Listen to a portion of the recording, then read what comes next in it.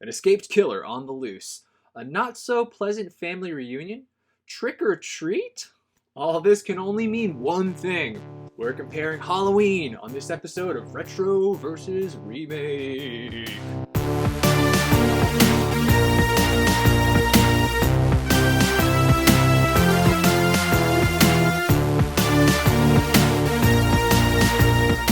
I'm Reggie Parker. And I'm Dan Bulick. Welcome to another episode of Retro versus Remake. Halloween edition. This is the series where we compare movies and their remakes. Join us as we answer the question, should this remake exist? Today's films are Halloween. That's the last time I'm going to do that, I promise. Okay. Halloween, the original, made in 1978, starring Jamie Lee Curtis, Donald Pleasance, BJ Souls, Nancy Loomis, and Nick Castle as Michael Myers. Directed by John Carpenter. Screenplay by John Carpenter and Deborah Hill. Music by John Carpenter. Halloween 2007, starring Malcolm McDowell, Sherry Moon Zombie, William Forsythe, Hannah Hall, Scout Taylor Compton, Danielle Harris, with Clint Howard, Danny Trejo, and Tyler Mane as Michael Myers. Directed by Rob Zombie. Screenplay by Rob Zombie. Music by Rob Zombie. No, just kidding. It's by Tyler Bates and John Carpenter. All right, our first Halloween episode. Reggie, tell us, what is your experience, or your first experience with either film?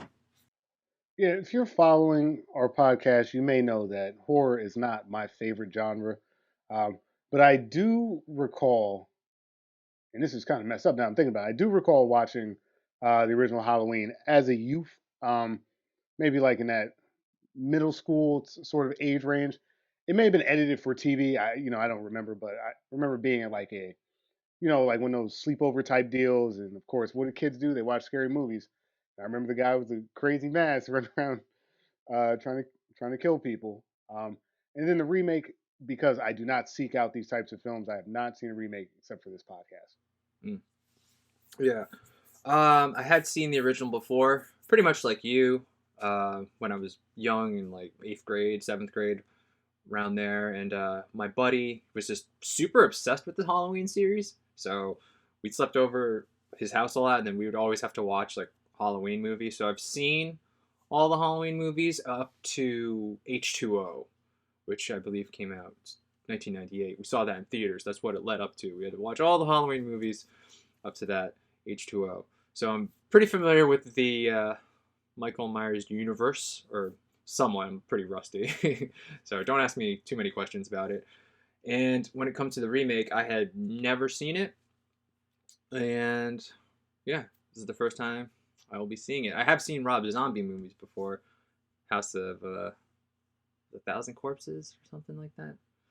Yeah, so I was excited to see this because I'd seen his previous horror movies, and I was like interested to see what he would do to inject some new life to the franchise. And there is quite a bit different between these two films, Reggie.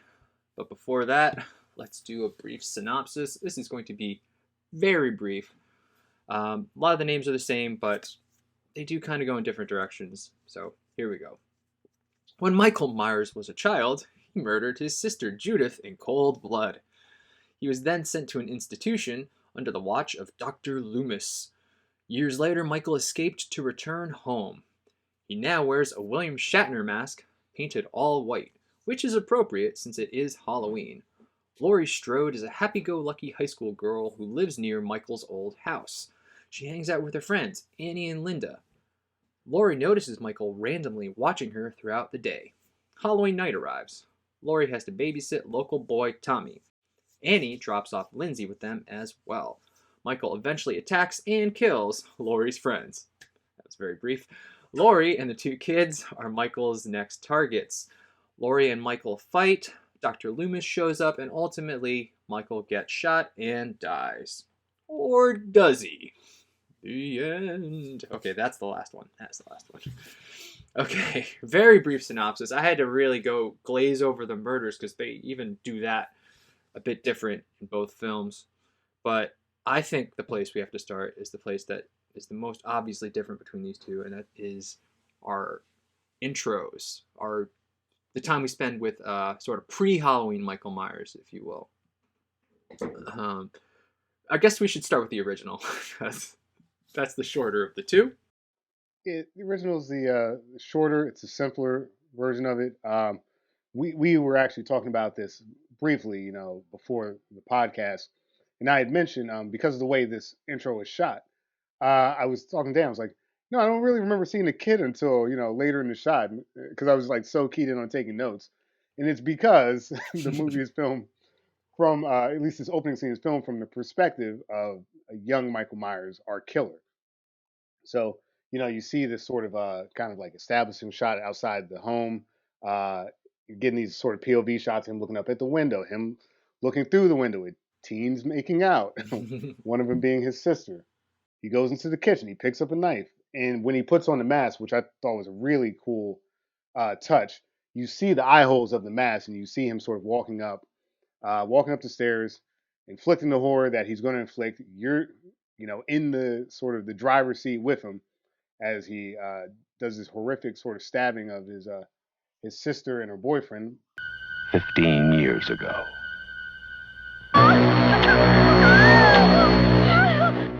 Post coitus.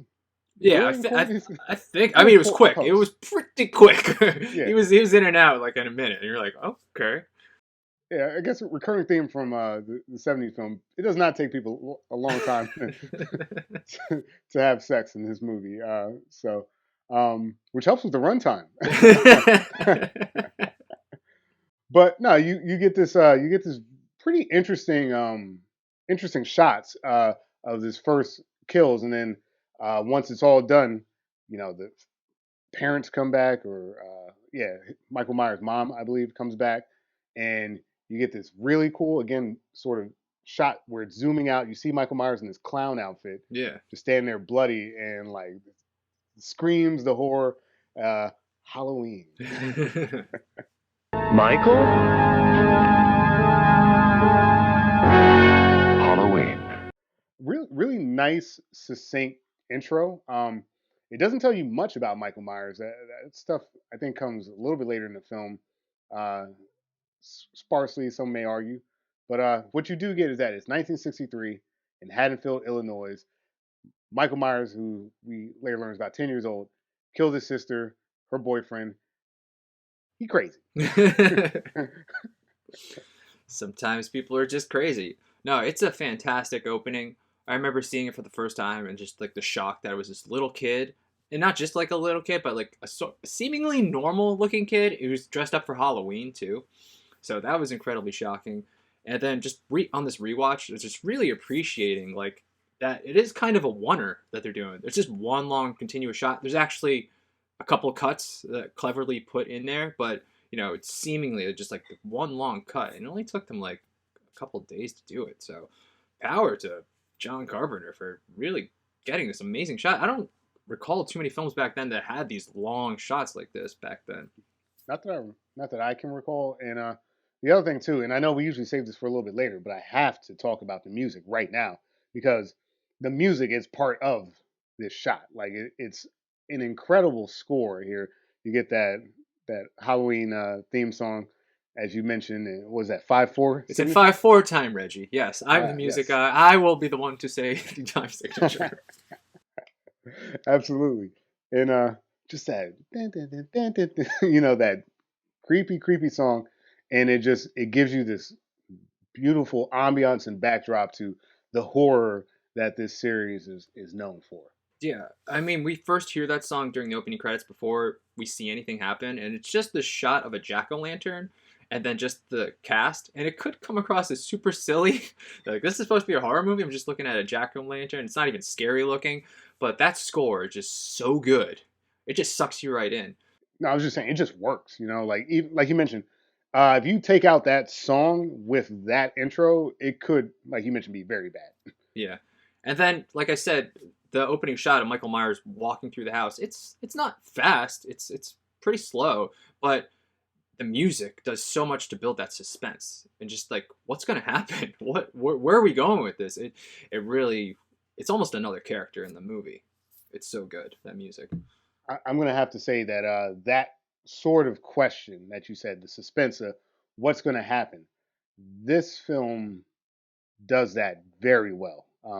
Throughout a lot of the scenes that we're going to talk about, there was this big question mark for myself, which, like you mentioned, what's going to happen? And you get it right here in that opening sequence. This is sort of the pace that we're going to get with this film. And as you mentioned, it's not even that it's that quick.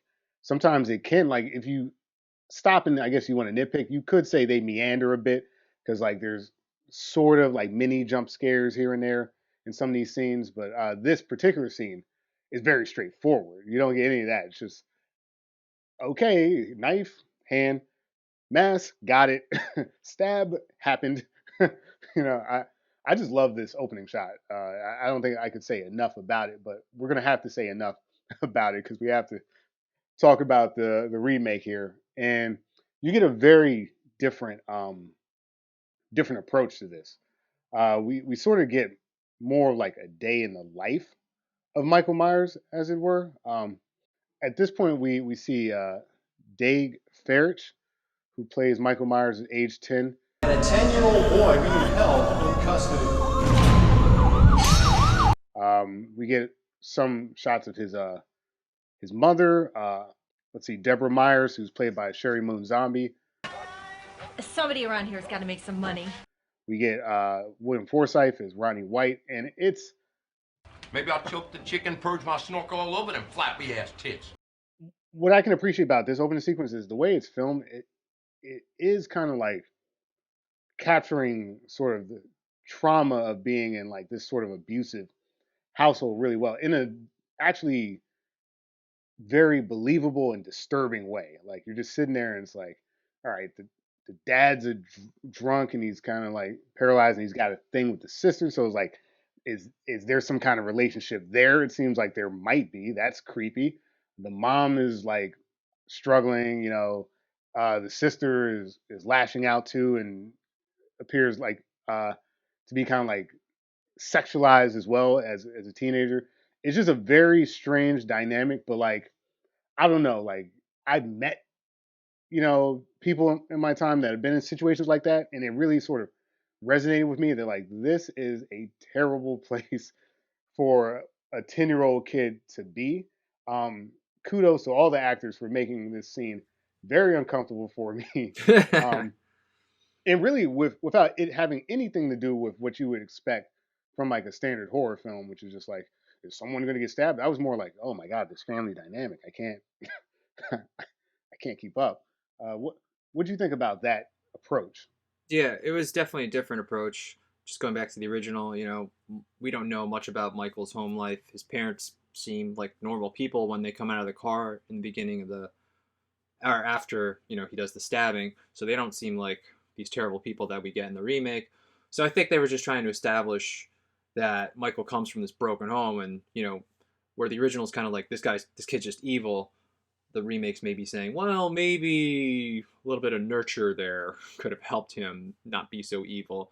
So I think they were trying to make us maybe understand Michael a little bit more, I think but so. without necessarily doing it so successfully. I don't know if they necessarily hit the mark on that, if that's what they were trying to do. Yeah, if that's what they were trying to do, I think you're right that they do miss the mark a little bit. A character that we'll talk about in both films, the Doctor, in this particular movie, he does indicate that there is a bit of a nature and sort of nurture element to this Michael Myers. We're asked to sort of question his motivation more in this film, and beyond this opening scene, because comparatively, comparatively, you get sort of like 5 minutes in this original movie. We get actually kind of like our first act of the movie, sort of going over Michael Myers' youth. So I mentioned the sort of the traumatic home life. He gets to school and it kind of continues there. He's bullied and stuff like that. He lashes out. We learn in the school scene when the the principal who played.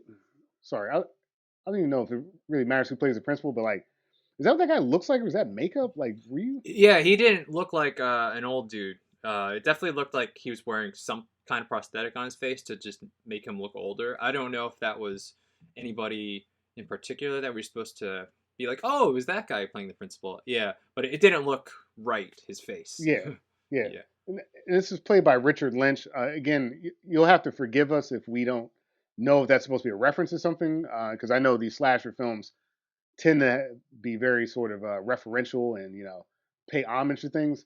I Sorry, it's not my favorite genre, but like anyway, principal, fuck you, buddy. They get into a little thing. Um, it is then revealed by the principal to Deborah Myers, played by Rob Zombie's wife, that this kid is like harming animals, which is sort of that classic tropey, you know, um, if you can kill an animal, you might be a serial killer. And we get this foreshadow here. Again, sorry, there's a lot, so I have to No, go through it. I know. So, so then from there, he gets kicked out of school for the day or whatever, and it kind of continues his home life. More abuse from the Ronnie White character, the dad. Similar to our sort of Red Dragon and Manhunter episode, Manhunter specifically. Homophobic slurs are thrown out there. There's all kinds of weird tension and violence, which culminates with basically Michael's mom works at a strip club. That kind of matters, I guess. Whoa, actually, Yeah, you I'm skipped. jumping around. You skipped. I'm You skipped skipping a a death. Yeah, death. you skipped a Actually, death, man. I'm skipping a death. One of the school bullies um, gets his bully comeuppance because after this scene on the walk home, Michael basically sort of ambushes. He stalks him the way Michael Myers does. hmm Which I thought was a nice little touch. You see, like, oh yeah, he's doing the thing he's gonna do when he's an older guy. Okay, Hmm not too hmm bad. In this particular Michael Myers, one of the differences that we see is we see a lot more sort of day stalking. He doesn't really matter when he's chasing you because he's not as nearly as worried about the visibility as our original Michael Myers, which is building a little bit more sort of suspense in the hiding. But this Michael Myers is, in my opinion, more of a brute force, which we're kind of getting to. So he's chasing this guy. The guy sees him. He starts beating him with a stick. The kid begs for his life. He gets no such mercy. Um, that will be a recurring theme in this film as well. He gets home. He's wearing sort of more of his Halloween costume. His sister's supposed to take him out for Halloween, and she just says, "Screw that! I'm gonna hook up with my boyfriend." So Mike gets upset. He ties up the stepfather, slashes his throat, goes upstairs. Um, he's still again stalking the boyfriend a little bit. He beats the boyfriend over the head in the kitchen with an aluminum bat. Takes the guy's mask, his sort of like you mentioned the Shatner mask. Goes upstairs, stabs his sister. It's all very brutal, gory, horrific.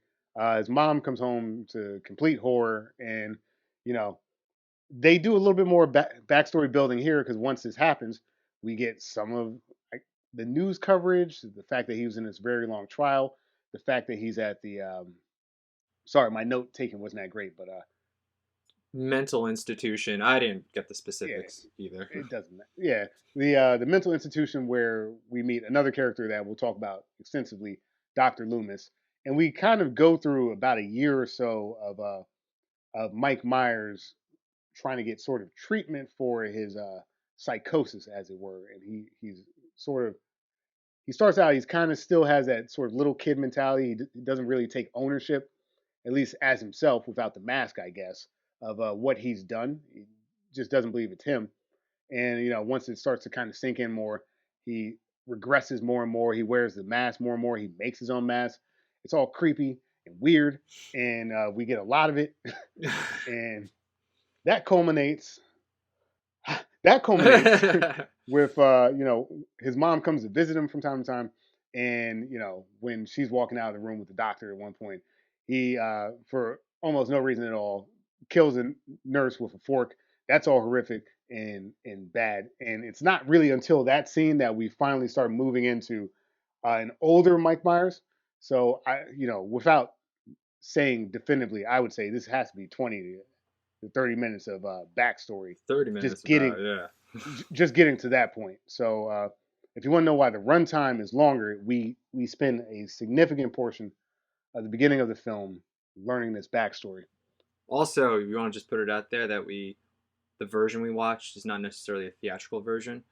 Yeah. I rented on Amazon. It was the only version of Halloween from 2007 there was. Apparently, that's the director's cut. It's the only version Rob Zombie wants people to see. So we're gonna have a longer runtime. I think you said it was 10 minutes longer than the actual theatrical cut.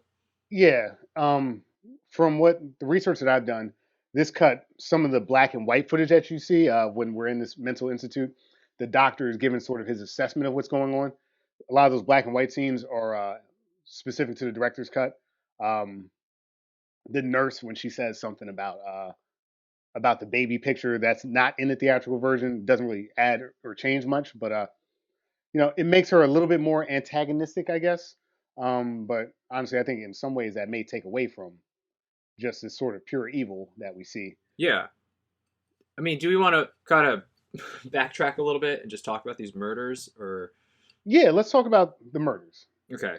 So we talked about he was torturing animals. He kills his pet rat, and he takes photos of a bunch of dead animals. Like you said, serial killer shit. And even the mom's like, "Oh, it's not so bad." It's like, really? Really? The stepdad's on it. He's like, this kid's a fucking psycho. Let me just taunt the psycho. That's a good idea, stepdad. That doesn't come to bite him in the ass later.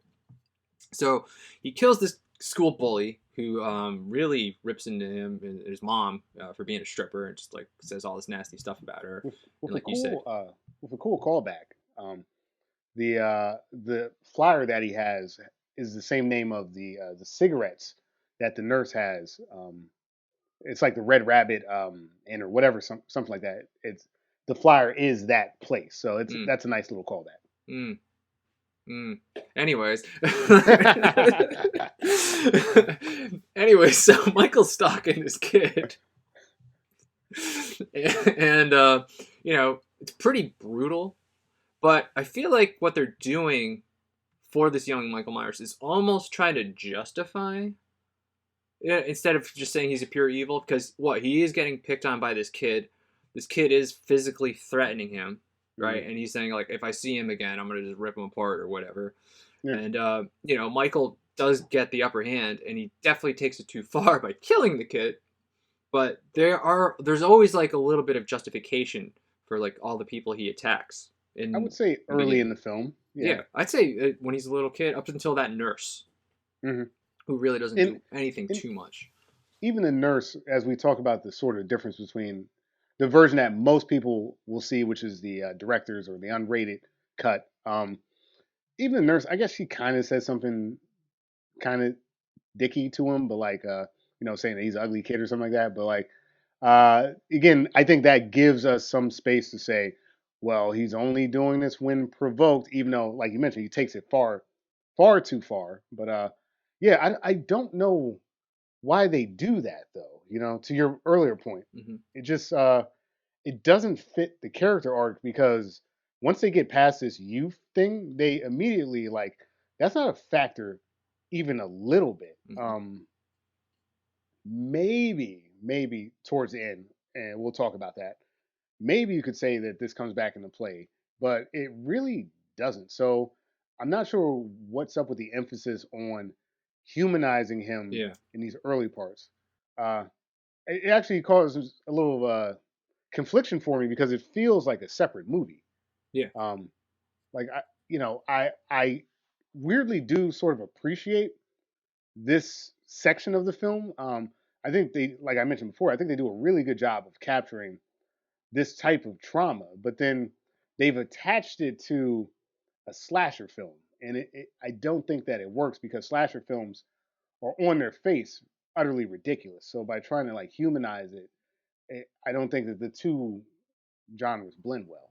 Yeah, I think they do a lot to kind of justify Michael's actions, and even the mask. We'll get into that when we talk about an older Michael. And I don't know, like you said, humanize him, which doesn't make sense, because Michael Myers isn't really human. He's superhuman. And we'll get to this when we talk about the endings, but the motherfucker can get shot 10 times and not go down. Right. He's not supposed to be relatable, or we don't need to understand every little aspect about him, because later he's going to be able to do things that you can't explain and you didn't explain by showing us all this stuff from his youth. So I don't know. it feels like one step forward, but you're still taking two steps back because you're gonna do what we did in the original Halloween, and what you did for this first hour trying to humanize him isn't gonna necessarily connect with what we're doing in the later half. I mean, to your point, if you're going to make him sort of as, I don't know, superhuman as we know Michael Myers to be, um, like you mentioned, I didn't really have a question about why he was able to do this in the first film. It was just kind of, excuse me, it was kind of freaky and scary, and there's a plausibility to that particular movie because he's not shot as many times and with the same type of firepower. So did he get away? Uh, do I have questions of how he survives and figures all that out? Sure, but you know, whatever. It's just part of the lore when you really think Right. about it. But and like you mentioned, in this particular film, I saw this little kind of like scrawny 10-year-old, and I know he for some reason becomes some huge freaking guy. They got a good gym at that institution. I guess they do. Which doesn't make sense either because nobody we saw his entire family. No one in his family is this big. Well, the mom. That's why they Rob casted his wife because she's a little bit taller. So it was kind of hoping that's why Tyler's so. That's I didn't. why Michael's so tall. I don't know. I didn't buy that. Yeah, I guess she was tall. She didn't. She wasn't that tall. Mm-mm. And and I mean, like, if you're gonna do that, like you mentioned, if you're gonna go into the weird humanizing thing, you at least do some Bane stuff. Give this guy some steroids or something in a scene, just so I can say, oh, that's why he's big.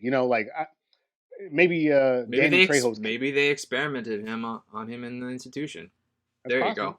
Bam. That's possible. Swish. Yeah. Solve that problem right there. Yeah, but you had to solve it. That's no, but yeah, to your point, like all this humanizing factor makes you hit the bullshit button when bullshit happens. You know, to your point, I I don't think the benefit of getting this lore fits into this. Like if they did like a prequel of the movie, maybe Right. I could go with this. But like the fact that we basically do the same thing, we have all this build up, and like he does get very scary and large, so I can kind of buy it in that sense. But I'm also not wondering why he is so scary and large. Like, how did that happen? Because we kind of just skipped Right. from being a scrawny kid to that. Yeah. So, like, to your point, do they experiment on him? What other weird stuff happens? I mean, we do know the staff in this particular place can be real assholes, Oh. to put it lightly. So, who knows what the hell's going on? Who knows what further abuse that he's going through? But the problem is, again, we're in a Halloween movie and we're worried about sort of the treatment of Michael Myers at the Institute. Like, Yeah. I didn't have to think about that in the first film. If they're trying to make us sympathize with Michael, he crosses the line. I think he crosses the line when you find out he's killing animals. Mhm. But poor defenseless animals. He definitely crosses the line by killing that first bully. Beating him up is one thing, but then like the kid's pleading for his life, and you're just like, all right, and you just squash him with this stick. So at that point, you can't really sympathize for the Correct. kid because he's already killing and he knows what he's doing. And then he's gonna go ahead and do that to pretty much his whole family later. Right. It just felt a little redundant to me. That we need to see him kill them now. Oh, now we need to see him kill this other person. It's like I get he's a cold-blooded killer because you showed me in the first 5 minutes. Do we need to see it spread out for another half hour? To your point, like you could lose the bully scene. That's why I think mentally I just skipped over it because, like you said, it is redundant, and it again they're stepping on their own messaging here because immediately after the family death, the most gruesome murder in our history and the longest trial, and it's like all this sort of sort of like our Murder on Orient Express, sort of like the new spinning newspapers here, but done through like TV or whatever, in journalism. It's just yeah, I don't need to think this kid is human because, like you mentioned, after those first couple of deaths, it's like lock him up forever. I don't need to explore why this happened Mm-hmm. or what's wrong with him. I just know something's wrong with him. Right. You know, maybe that's a bit of our throwaway culture as a society, but like, this kid's it ain't good. you know. Should we keep going with the deaths? So we can kind of move past that. I mean, I guess, again, I'll just sort of say how they're all kind of justified. Obviously, you Hmm. said the stepdad was a prick. He was a prick not only to Michael, but like to his mom, especially to his mom and the sister. So, okay, you're kind of justifying that. He's calling him, like, saying some very negative things, very Sure. homophobic things to him. And maybe the boyfriend wasn't so justified. He wasn't necessarily a dick to Michael, but he's kind of the reason Michael couldn't go trick or treating. So let's sort of say that's a justification. Sure. The sister, before she kills Michael, kind of like slaps him around a little bit. So Okay. again, we're sort of justifying that he's never like the first to Right. like provoke somebody. It's always like a reaction to what they did to him.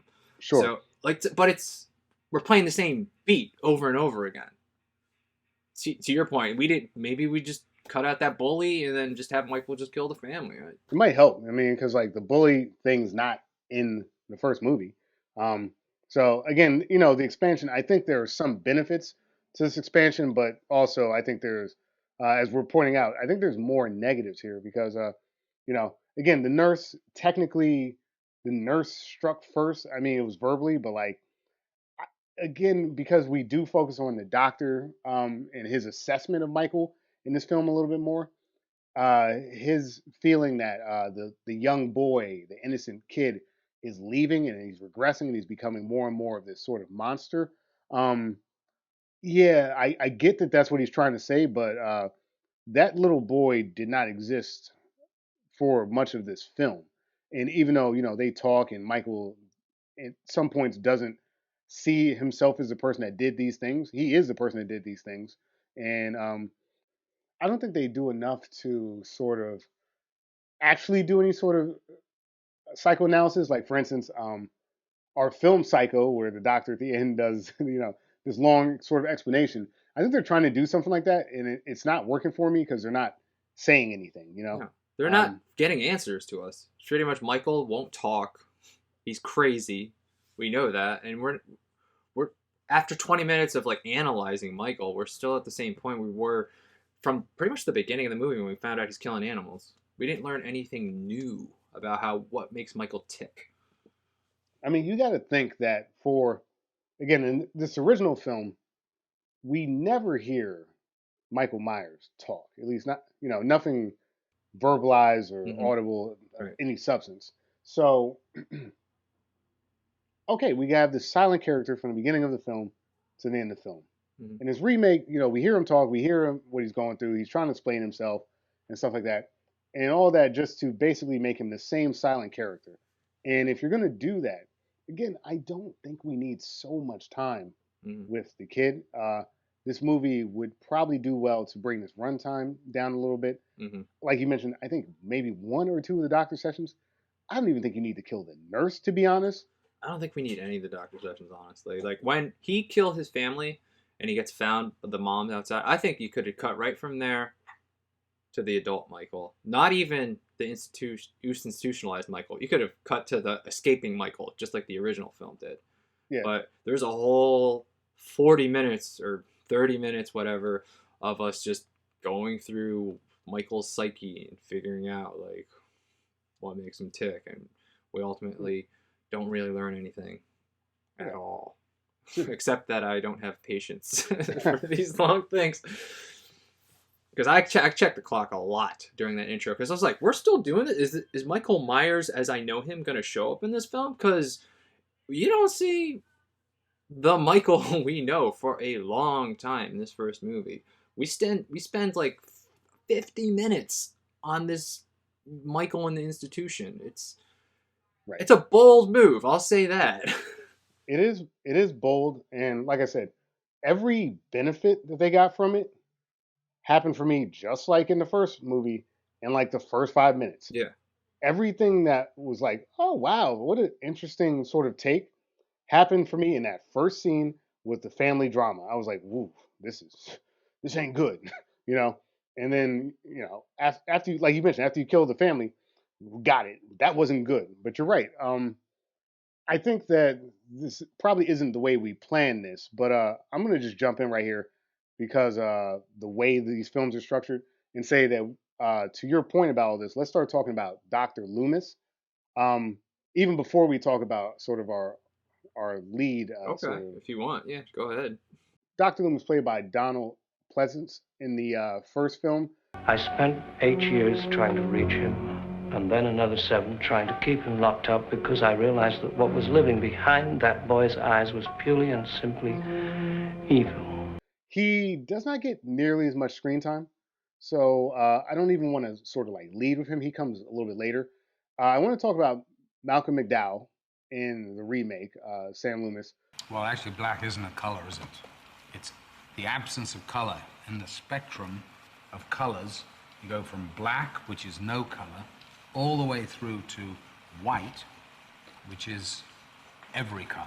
He literally looks like he's teaching acting class. He's got a black turtleneck on, and he is chewing up scenery. And I think they made these choices because I think they liked what Malcolm McDowell was doing in the film. Like he did sort of add another layer to the Sam Loomis character. He's conflicted. We're kind of living Michael's life out through this other what's supposed to be kind of a side character, and he just spends so much time. He's like, "Oh, I failed you," and there's darkness in his eye. Like it really feels like I'm like, is this inside the actor studio? Like, um, I say all that to say, like, to even really talk about Michael Myers in the remake, we have to talk about this doctor who spends maybe more screen time than Michael Myers. Maybe, You know, possible. at least he's one of the few people in this film that consistently speaks. Yes, he does have lines in this movie. And the lines are probably in that little book that he wrote. But I wanted to bring that character up though because in the original film, we do get to see this doctor a little bit. But like our intro to him is like he's just driving with some nurse, and they're like, why do they let them walk around out here? That's not safe. And they do the obligatory. I'm gonna get out of the car and make a random phone call. You sit in the car, and Michael Myers is gonna smash his window, and he's gonna escape. Mm-hmm. So the doctor in this movie sort of is directly responsible for the Michael Myers escape in the original film. Mm-hmm. Not really, but yeah, you could make that argument. You could. And it's about all you need, right? Like Yeah. he drives up. Why'd you let this guy get out? You guys fucked up. He's like, well, you should have not let us. It was like, whatever. You know where he's going. Mhm. Like, it's a very straightforward plot, and I appreciate it because I don't need all this ramp up to a guy that's going to run around one day while everyone's dressed up as trick or treaters, and it's going to stab a couple people. This original film falls squarely in the genre it's supposed to be in, which is camp, you could say, but a slasher for sure. This is a classic slasher film. In fact, I would say this is a hell of a blueprint for how slasher films would be defined going forward.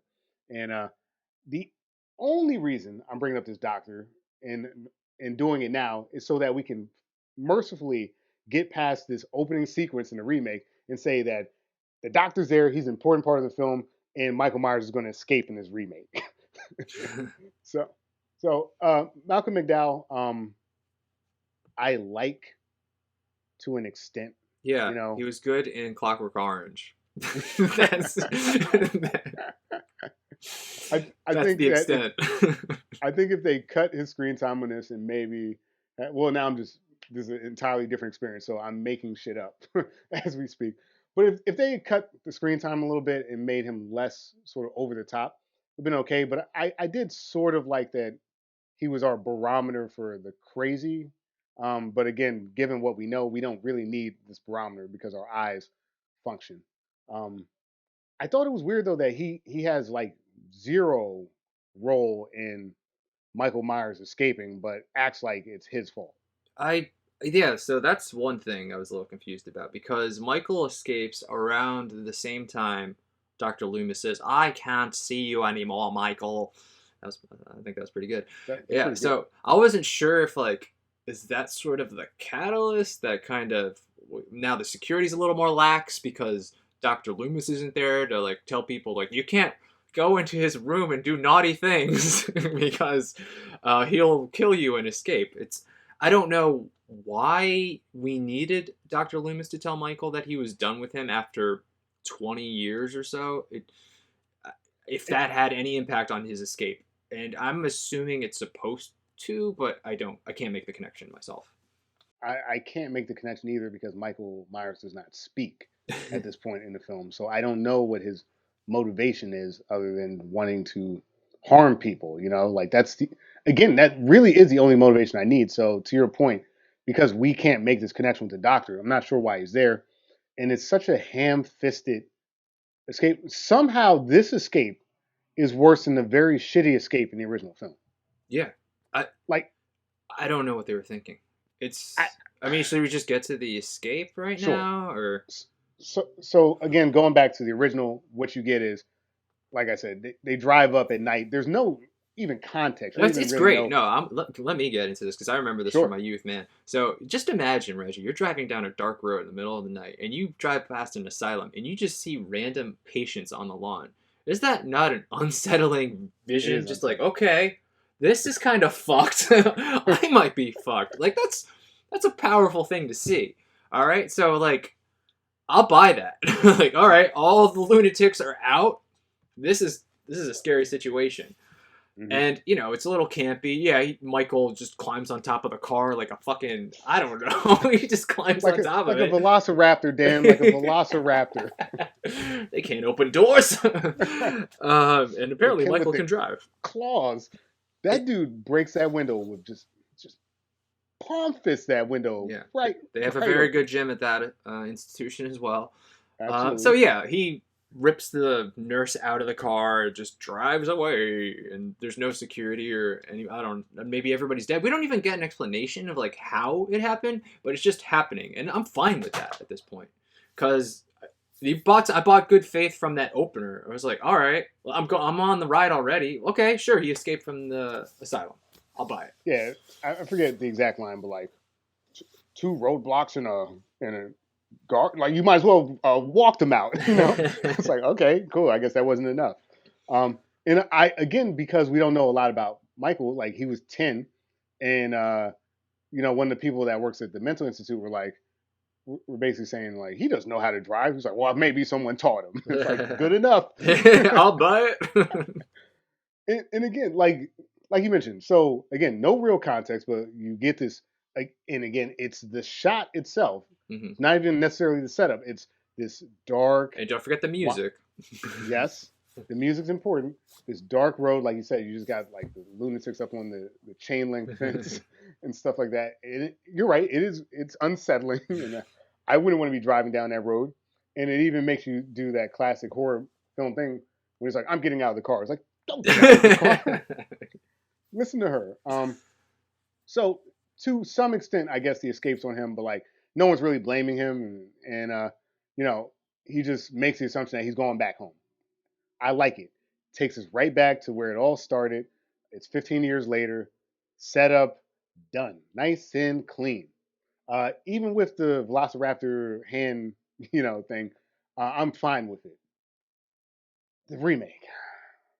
I'll do this, All right. and I know remake. Just to frame this up, Danny Trejo plays a guard in the film, and he's like a guard that's been nice to Michael Myers this entire time. He has a senior position now. He's worked his way up in the loony bin, um, and he's basically warning a new guard like, "Don't be an idiot. This huge guy that's making all the masks all day is dangerous, and be scared." Okay, got it. Didn't really get it because I didn't show up with some like Ed Norton lookalike. And for some reason, let me tell you something. I'm looking right in the camera. If you're a filmmaker, do not do this. Do not take an unlikable character with zero background other than he's a guard. Have him show up with some other guy we haven't been introduced to. Have him take some woman that we have not been introduced to out of her cell so that these two characters that we don't really know can then abuse and sexually assault her and then continue by opening the door to the Mike Myers, this giant face mask making guy, so that they can continue to graphically sexually assault this character who is unnamed at this point. And the scene is far too long. It's far too graphic. It does nothing for the story. It's a bad scene. It should not fucking exist. I would rather see him bust out of the chains in the theatrical version and knock a couple guards around. I do not need to see trigger warning, an extended rape scene, and then Mike Myers kind of choke some guys out and escape. It's a bad, bad, bad fucking scene. I don't like it. I don't. Sorry. Yeah. Your turn. No. I don't even know where to start with how fucking bad this scene is. I mean, okay, I guess I'll start with the two fucking idiots. It's like, obviously, what they're doing is terrible, raping this woman, but it's like, okay, hey, I have an idea. Let's rape her in the room with the guy that's like fucking 8 feet tall, who's like, I'm fucking like, trying to get a rise out of all the time. That's a good idea. He's not gonna snap or anything. Like, what, where is your head at that you're like, yeah, that's a good idea? I mean, it's just so bizarre. And yeah, the rape scene is way too graphic. You do not need to show that. I mean, they both pretty much raped her before anything happened in that scene. It's like, did that really have to happen? Did I need to see that? What is that doing for me learning about this world that Michael Myers is? I don't know how that's helping me understand Michael more. And it's like, is he supposed to have a hero moment because he's saving this girl? I don't know. What is the point of having her be this victim, very graphic victim in this scene? I don't understand. I didn't understand it at all. It reminds me of a classic sort of comic book sort of meme at this point, which is fridging. There's I think it's like Green Lantern or something like that, or like, it doesn't matter. Green Arrow, actually. There's a scene in a comic book where like his girlfriend gets murdered and like put into a fridge, and the only purpose is that so that he can have a hero arc. To your earlier point, Dan, what are they doing here? Because these two gentlemen are now squarely in the genre of villain, and actually at this point, the biggest villains in the movie, because what they're doing is it's unprompted, it's obscene, there's no place for it in this film at all, and you've just taken a movie about a slasher stabby guy, and you somehow made two random guys who I don't even remember their names the biggest villains in the movie to then be killed by our supposedly big villain in a way that then what? Like, am I supposed like? I had to say in the scene, mercifully, the serial killer killed these guys so that this scene would stop. Yeah. To then have us now say, well, we're an hour in, guys. Movie just started. Get ready for Halloween as you know it. Well, not yet, Reggie. We still got to go to a truck stop first. We got a lot of talking. This is a long fucking movie. But in summation, I mean, I hate that scene. It's a terrible scene. It doesn't do anything. It's confusing. And yeah, to your point, they are the biggest villain at that point. They're bigger than Michael Myers. Just Jesus Christ. At least he's, an abused nutso serial killer. Mm-hmm. Like, these guys are just scumbags of the highest variety. And the problem, once again, is, okay, I got it. Backstory, humanizing, sure. You can do that in the film. That's a choice. But now, like, I'm once again thinking about this institution. Why am I thinking about this random location? It's a set piece. It'd be like if I was at Medieval Times. It's like, this Medieval Times has been improperly storing its frozen goods for the past 10 years. Well, why are they doing that? Why am I thinking about that? I don't want to think about shit like this in a movie, and it makes me like Rob Zombie less because I question his judgment. Like, what are you doing? I mean, I hate to compare it to another movie that has a similar setup, but like Kill Bill, right? They have a similar scene where the nurse is going around like getting paid by people to let him rape people on the bed, but it serves a purpose because Uma, that's kind of where she gets her arsenal from. She gets the car from the guy. She's able to escape from where she is because of it. It takes us somewhere. This doesn't really take us anywhere. Just Michael's now going to kill, like he's been doing and like he will do. You're going to see Michael kill. All right. Well, we didn't need this fucking terrible graphic scene to do that? You could have just had him. You could have just had that guy didn't like Michael. Why don't you just have him go in there with like a club or something and just start hitting Michael? Yeah. How about that? And Yeah. then you could keep on going with that theme that Michael keeps on like kind of defending himself, or is like always the second guy to attack, and it just takes it too far. You did not need a graphic rape in the middle of this Not to movie. rewrite a bad scene. You could even have whatever they were doing in the hallway, not really focusing on the actual act itself, and then have, like you mentioned, have him go into the room and say, "Oh, you hear that?" and slur this, slur that, and then have the guy go nuts. You know what I mean? Like to your point, to bring them into. I don't even want to talk about it anymore. Sorry, Yeah. I don't want to talk about it anymore. Fair enough. Fair enough. Maybe we could just change before we get out of the asylum, or before we.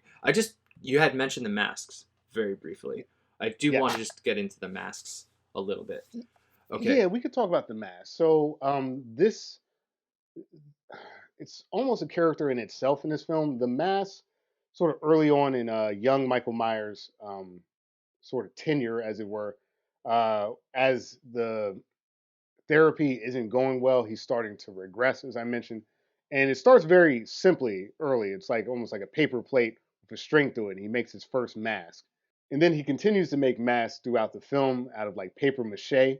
And his cell is just strewn with all these sort of intricate but simple masks. And part of what leads to this sort of killing scene that we've been talking about is it's not all the other horrific stuff that's happening. It's the guy start touching his mask, which again, while again horrible stuff is happening, another guy has to tell him, "Hey, maybe you shouldn't do that." In the middle of doing something completely awful, and it's just like, well, you have the wherewithal to say that's not a good idea. Like I'm just very confused. But masks are an important part of this Michael Myers. It he has this idea that like because it's true he does terrible things and to sort of hide his shame, as it were, for lack of a better explanation. He has these masks, and it's when he's wearing the mask is when he's his true self. So, thank you for that explanation, Reggie. I'm gonna go ahead and say pointless. I don't give a fuck why Michael Myers is wearing the mask. Um, it's stupid too because you set him up like he's in this institution. He's been making masks for 20 years, right? Mm-hmm. So, wouldn't it make more sense after he breaks out to keep wearing masks that he makes, or maybe make masks out of his victims or something like that? Something like that. But let's just go to the attic of my old house. Finally, I've been waiting 20 years to wear this old mask again. So the whole thing with him being obsessed and making these masks is just thrown out the window. Yeah. As soon as we're out. So fucking pointless. You can't touch my mask, but I'm going to leave all my masks behind. Yeah, and never wear any of them again, or make any new ones. It's a weird stylistic choice. At this point, like I'm saying, like, and Rob Zombie actually has a decent, like you mentioned, some of his other films actually has a decent sort of runway with me because it's like I get it.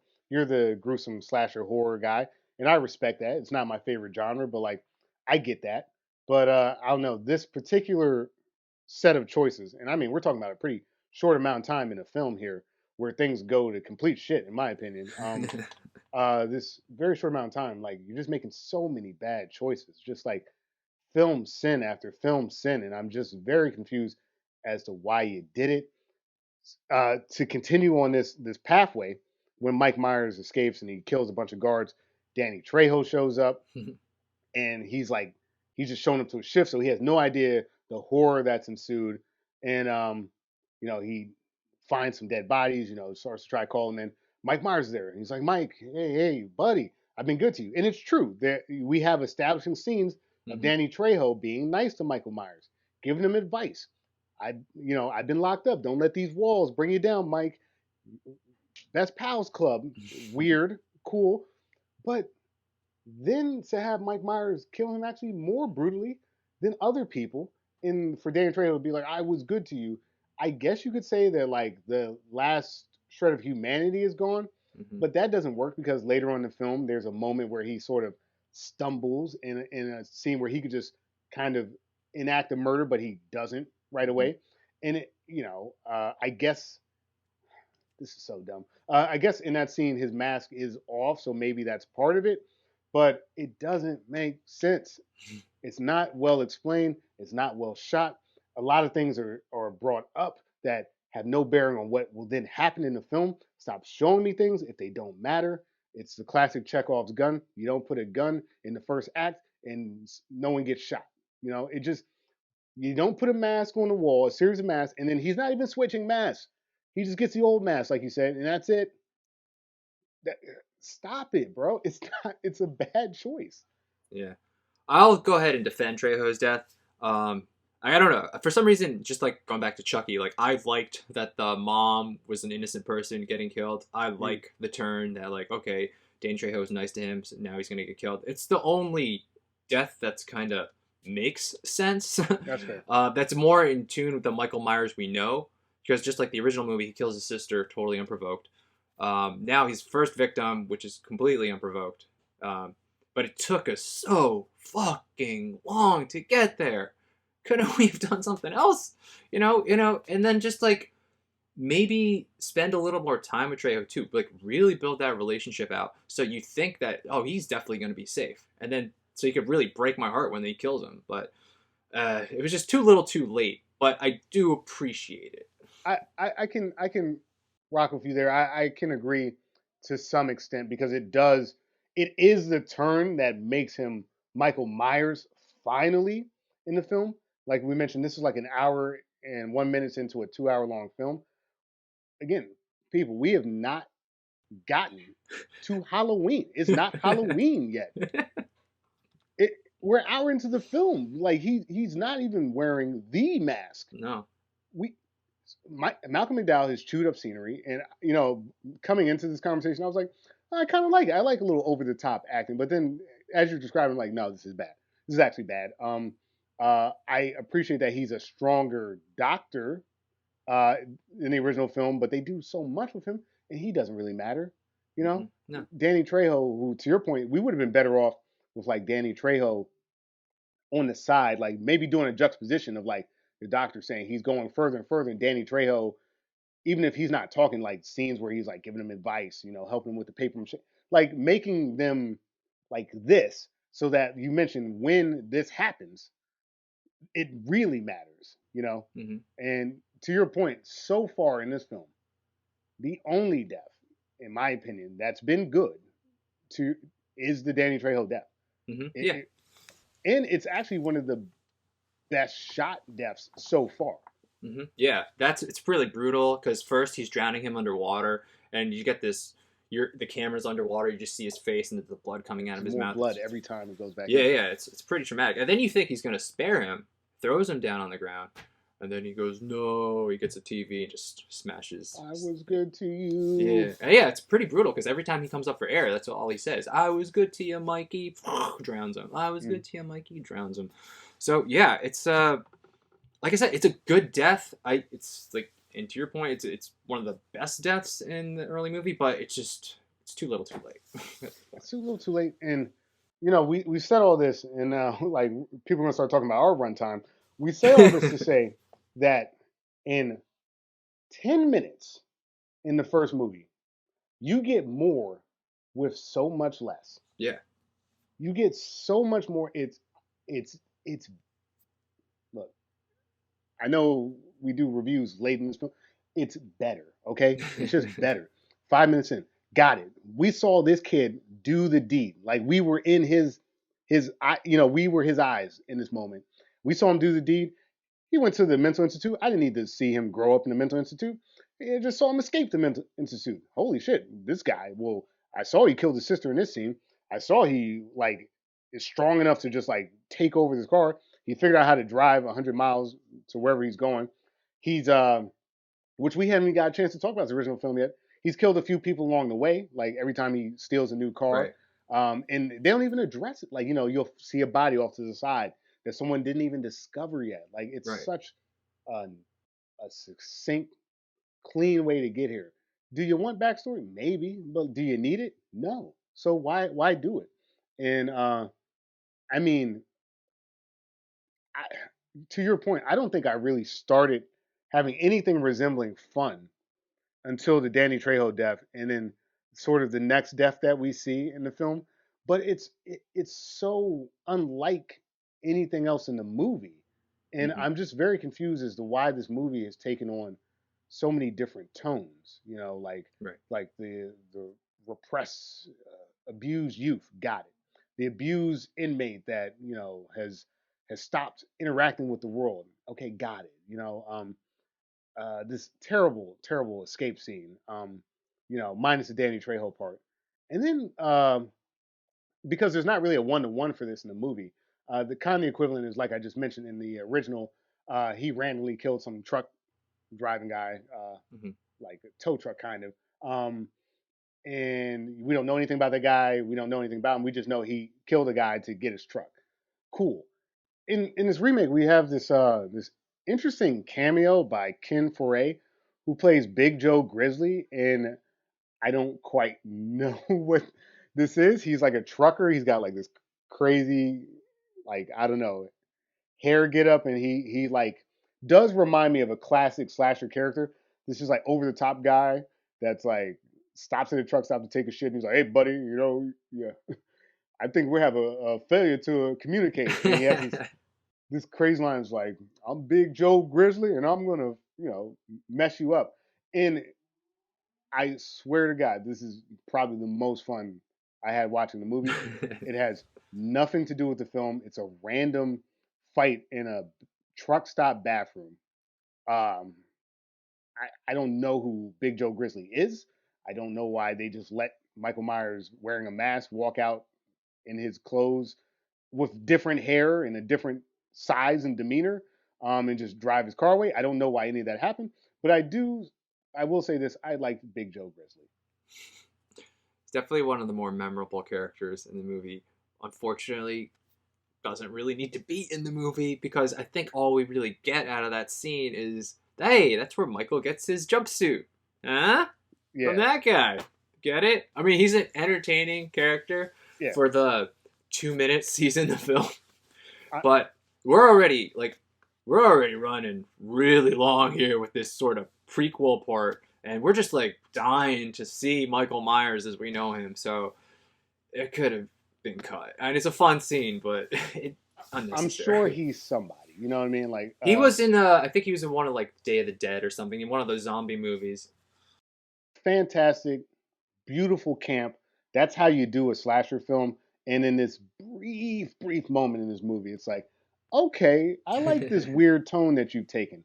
And but to your point, unfortunately, because of how strong of a scene this is, for all the wrong reasons, by the way, for how strong of a scene this is one of the most memorable characters. And then now that we're finally at where the original movie picks up about 15 minutes in, now that an hour and 15 minutes in, we're finally kind of at the whole point of the goddamn movie. I'll say this: you know who's not memorable in this remake? All of the goddamn characters that were memorable in the original movie. Every sort of equivalent character that we get introduced to and have some sort of investment in this original film, and we're going to talk about why and as we talk about these characters. As a very early spoiler where this conversation is going, I don't give a shit about any of them the way they filmed this movie. No, because we're an hour in at this point. We're a little exhausted. We're just dying to see some Michael Myers, and it's like, I don't care about Laurie. okay, here's Laurie. Yeah, like you said, we see her after 15 minutes in the original. An hour, a fucking hour. We don't see our heroine. Really? This is insane to me. It's a bold move, Rob Zombie. Bold move. Let's see if it works out for him. To this, let me grab another beer because I'm gonna need it for the rest Yeah, of the I'm gonna need one too, man. Jesus Christ, this fucking movie. So, do you want to get into Laurie now? Yeah, you know what? I do. And looking at the clock for the audience as well, we are, I think, ahead of the introduction of this in this film, and we spent a little bit of time talking about this remake's first act, first half, I guess. In all Um, fairness, too, we also had to talk about the original film too.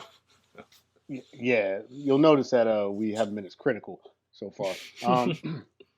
So in one of the other things I recall in looking at the that opening sort of sequence from the original film with the jack o' lantern and stuff like that, we get introducing, and I love when movies back in the day used to do this, introducing Jamie Lee Curtis.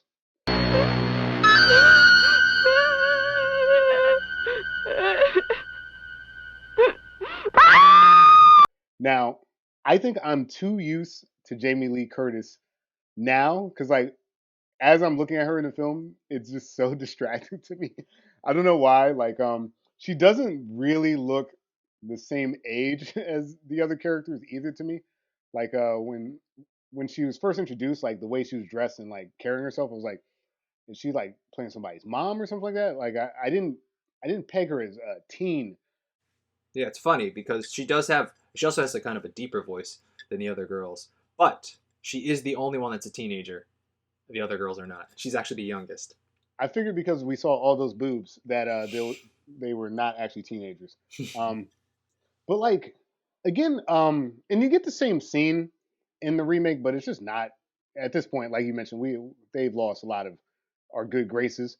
In the original, she's walking around with Tommy, and she's dropping off the envelope on the spooky house or whatever. And The spooky house. this, Wait, I had to do it again. We're I fucking love talking it. about that remake so much, and we need to bring the spirits up, Reggie. Absolutely. And like again, very simple establishing shots. We get introduced to Tommy very cleanly. We see that Laurie's responsible, and then we kind of go into again. We talked about a day in the life for a young Mike Myers in this remake. We get a little bit of a day in the life of Laurie, Yeah, who's the star of the film? I don't know. kind of the main character, sort of the person that you gotta need to root for. Otherwise, like because there are movies where the slasher is the hero. That happens. You can have disposable teens, but like we've established that she's sort of responsible when she's at school.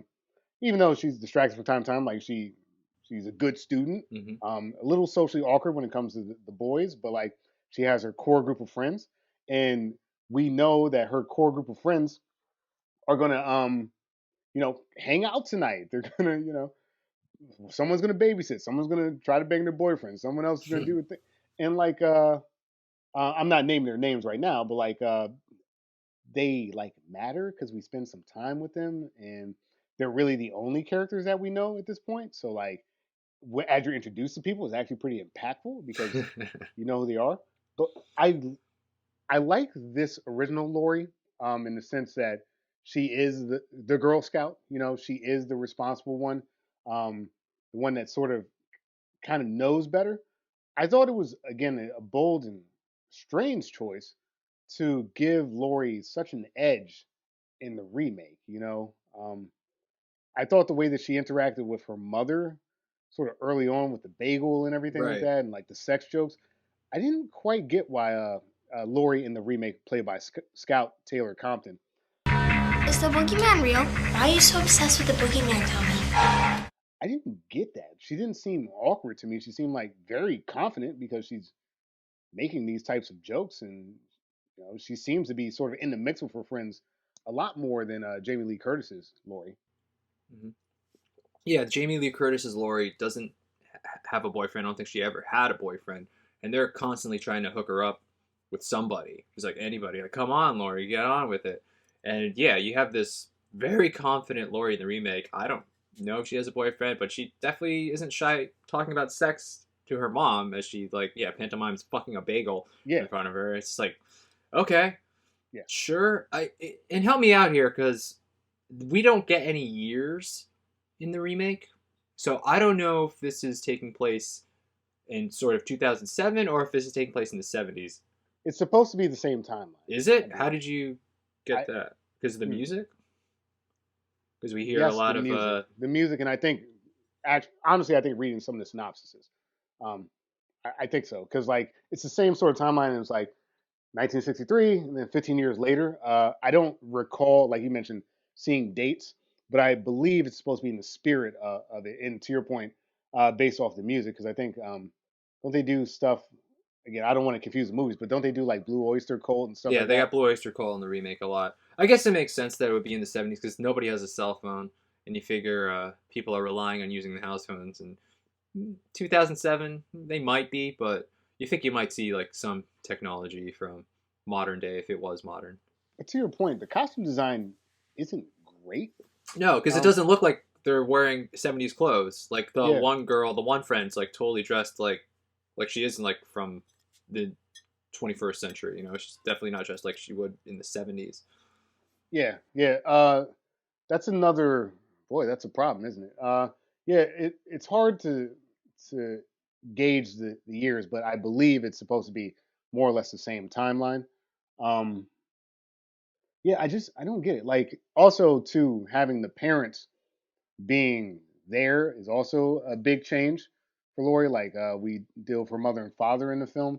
Um, Correct me if I'm wrong, but I don't really recall meeting any parents. I think her dad is briefly in the beginning of the original film, just telling her to put the envelope in that house. That's it. Okay, After that, we don't see him. and then the sheriff, who's the father of one Right, of Annie, I believe, right. We see Sheriff him in Brackett. both films. Yeah, But we see the mother and the father in this remake, and it's actually like, again, sort of strong characters because yeah, I think they do a very good job of being the mother and the father. yeah. They're not the typical like you better not do this. They seem a little more laid back. Obviously, Laurie's doing the sex joke to her mom, so they can't be that strict. And even the dad just seems like kind of cool. He's out there smoking a cigarette next to them. It's aren't stuck up people. The defined characters. They have a funny moment about like I'm gonna get lucky later. Yeah, you might get lucky later. They're just cracking jokes. They're actually more well thought out than our supposed main characters in some instances. They're great characters, and as we learn later in the film, another sort of change in the remake, they get killed, and there's a whole backstory that we're going to get in. Actually, we're talking about Laurie, so let's talk about it now. Part of the reason they're showing us these parents is because Laurie in this film is the adopted. Well, she was just Michael Myers' sister, but she was adopted by this family in the remake, and it's kind of like a secret. But for some reason, Mike Myers knows exactly who she is. I don't know why. I don't know if he's gone and looked at hospital records or if he just kind of knows. Just a little side note to that, because Laurie is Michael Myers' sister, but in the original film, that's never disclosed. We never learned that. It's actually never told until the second Halloween that Laurie is Michael's younger sister. So that's just interesting. I never knew that. I always thought Michael knew, or that the audience knew from that first Halloween. So I just want to throw that out there. Oh yeah, no, that's good to know. And I think that again, that's great sort of lore building. And I understand the remake sort of just kind of cutting the chase. People know that already at this point based off the film, so they couldn't kind of hide that. So I appreciate that. Um, yeah, that working knowledge does make sort of sets up the universe in total, but it doesn't ultimately affect this film. Whereas in this remake, I guess it's in effect, and I guess it's good to know in some regards because of how they did the movie. But like, I don't know, I just don't. It's not the same setup. So like, I'm really just struggling now with this half of the movie too in the remake because this Laurie character is so different. Like, the whole point was that Jamie Lee Curtis was kind of socially awkward, so she wasn't really in the mix, and it sort of protected her in some ways. And her responsibility kind of came back into play when she's fighting off Michael Myers. Like, she's a strong character because she's different than everybody else. In this remake, she's a lot like the other people, but doesn't. I never felt that same, even when she's fighting back, I never felt that same agency that Jamie Lee Curtis pulls off when she's fighting Michael Myers off. Jamie Lee Curtis is like, you know, acting smarter than other characters, fighting back in a way that no one else has been able to. Again, I hate to say this, Big Joe Grizzly kind of shits on that narrative in this film because he fights Michael Myers a little bit.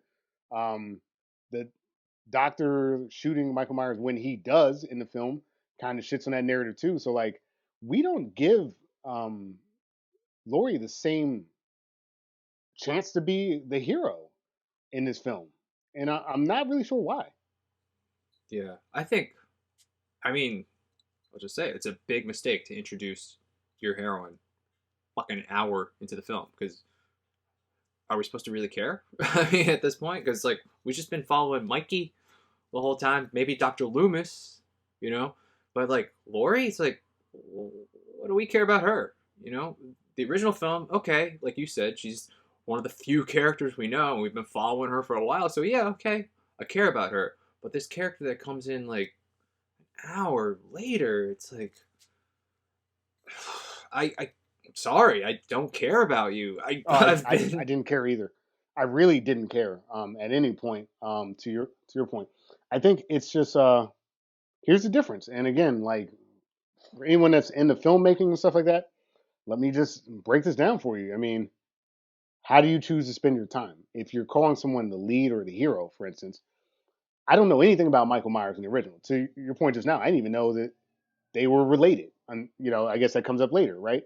So what do I know? I know Laurie Mhm. is, she's babysitting, and her friends are kind of, assholes to her, but like they all like each other enough, and they're kind of trying to help her sort of get out of her sort of Girl Scout kid phase. So like I'm working with this knowledge. Okay, she wants to be more like her friends, but she also knows that she can't quite be as wild as they are. So She has her wild sides though. She is smoking a little bit of pot in the car. yeah, A a little little, bit, little, a little little bit of bit. an edge to that, Lori. Yeah, and that comes back into play too because we know watching the film that she fights, she fights back, and I don't know, like I know some of her motivation, the way they set things up with her, because there's really not a lot of sets in this original film. You're kind of oscillating between two houses really the entire time, and there's information that we know as an audience that she doesn't know, and it creates this tension because all this stuff's happening, and it is reasonable enough for her to say, "Well, Andy's missing because she's hooking up with Paul, or Right. this person's missing for this reason." So, I don't know, it works. And we also get extended time with these other characters that get killed off too. So having the Annie character sort of I think it's Annie, and forgive me if it's not her, but like having her hooking up or excuse me, having her, messing up her clothes for some reason so we can see her boobs probably, uh getting stuck getting stuck in the shed and stuff like that. All this stuff builds tension. We care about these characters because we've been introducing them, and as they go, it brings more attention to our original character because they're connected. See how that works? Right, because if these side characters are going, and once they're all gone, who's left, Reggie? Our main character. So we are caring when these side characters go. Even their dicky boyfriends. It's just, I don't know.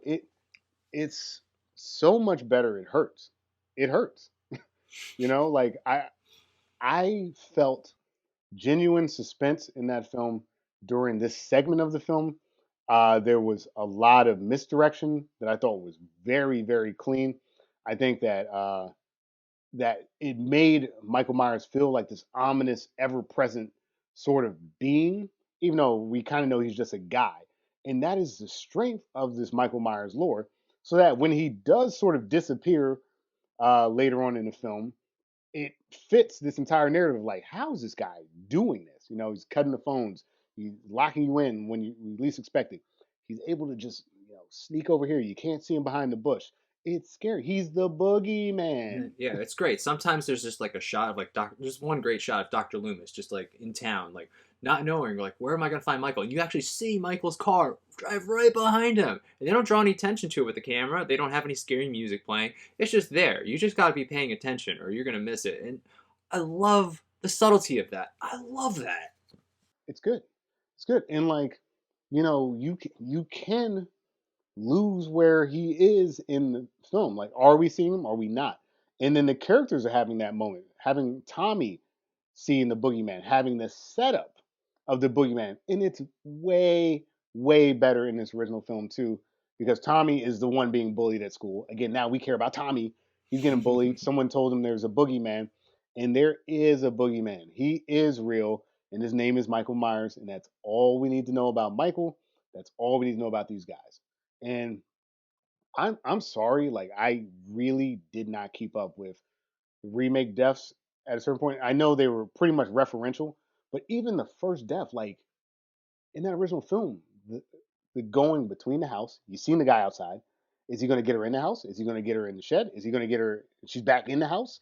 She's back in the shed. You know, Yeah. like Yeah, it just I, kept you guessing, and yeah, I was worried for Annie because she did take her shirt off, so I was really concerned for her you, character. we're saying that for anyone in the audience that happens to not know, I doubt you wouldn't know this. There's sort of slasher math. Like there's certain things that happen in these teen slasher dramas that like you go swimming in the lake, right? You take your shirt off. You're like you're making out with somebody. Any like sort of teen romp, Hmm. uh, any sort of Anything showing of your. hormone driven thing, or Mm-hmm, possibly. And that ex- wasn't ex- on purpose. I read that John Carpenter was like, we didn't mean for like the sexually active thing. It's not an anti-sex thing. It's just that they were so distracted by the sex, and that's why right. Laurie was able to get over Michael because she wasn't distracted with all that stuff. Beautiful. It's great, and it actually like it was genre changing. You know, Yeah, again, it's genre I'm defining. thank you exactly genre defining, and again, I'm assuming that just based off of the knowledge of this. Again, I'm not a big horror guy, but like I do understand the appeal, and I do understand elements of the genre, and like this film, just like you said, just genre defining. Her clothes are off because she She got got some salsa. butter. I got butter. Yeah, Better take all my clothes off while that little kid's in the kitchen. This isn't weird at all. not weird at all. Sure, it's the 70s. Do I'm gonna dump a it. bunch of Tide in. I'm wearing the dad shirt. You know what I mean? I know It's his wife's got to be like, "Why does it smell like a woman?" I don't know. Don't leave me. I'm sorry. we're saying all that to say that like this movie gets it, and they haven't expended so much time that like we've lost the suspense. Because to your point, I was looking at the clock too, and I was running down, and because the deaths at this point are more or less mimicking what we saw in the original in the remake, we're now past the point where this movie really has its own definition. What the remake has done to define itself has not endeared us. So um, I don't know. I would rather just talk about the cool deaths in the original film for a while because they're the same in the remake, more or less. Okay, we could do that, and then maybe we can just tackle or just discuss how the remake tackles it. So who's the first death in the original? Because I wrote down. Okay, the sister Annie. Annie is the first death, right? Mm-hmm.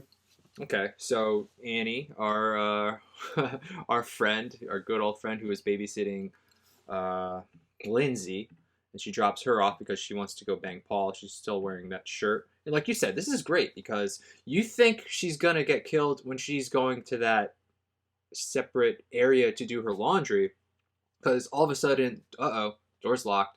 She can't get out. And then she's calling for Lindsay. She's like, Lindsay, help me. And you're like, oh, Michael's going to get her there. You know it because you've established him. You've seen him standing there just staring at her. So you're like, oh, she is so fucked. But no, they play against your expectations. And then you're Totally. like, okay, she's going out that window. Oh, he's going to be right there waiting for her when she tries to get out that window. Again, no. And you're just like, well, maybe she'll live. And then, like, the little girl goes out to get her out of there, and you're like, well, she's going to find her dead when she goes out there, right? No! They have a little moment of comic relief where, like, Annie's like, I'm stuck in the window, help me. And you're just like, okay, this isn't so bad. That's not so scary. And then Annie and Lindsay go back in the house. And not only that, she's able to go and meet up with Laurie one more time. It's great. I love how they play with my The expectations. constraint, Yeah. in using the phones as a part of the horror, because like there's no precedent that Michael Myers is calling you or anything like that. Like, but like I'm sitting there, I was like, was he on the line? Like, how does it work? Like, Right. I'm sitting there and I know this genre, and I'm sitting there asking myself about a movie that came out 42 years ago. How does this work? You know, and like you said, the ability to just pull back in those moments, so smart. To have her hanging out the window, I'm like, oh, this, like you said, all those times I was like, this is it. And this sequence of Annie going through the different places where we will then be scared once more later is incredible. And it was done so well. And it really, like you said, it ramps you up, and then you're like, wow, I can calm down. Nothing's What are we so worried about? And they are allowed to do that because they didn't spend the first hour talking about the serial killer's psyche, because we only spent like 20 minutes so far, and we could stretch out all the killing. We could mess with your expectations because we have time. You're not fatigued from watching the movie so far. You're getting ready for the ride. It hasn't even started yet, so we can do whatever we want at this point. As opposed to the remake where it's like, well, I've seen a lot of fucking deaths already, and if they slow this shit down, I'm really gonna check out. So, right, strength of the original right there. strength of the original, and again, like, you don't need it. Like, I get that it's Rob Zombie style.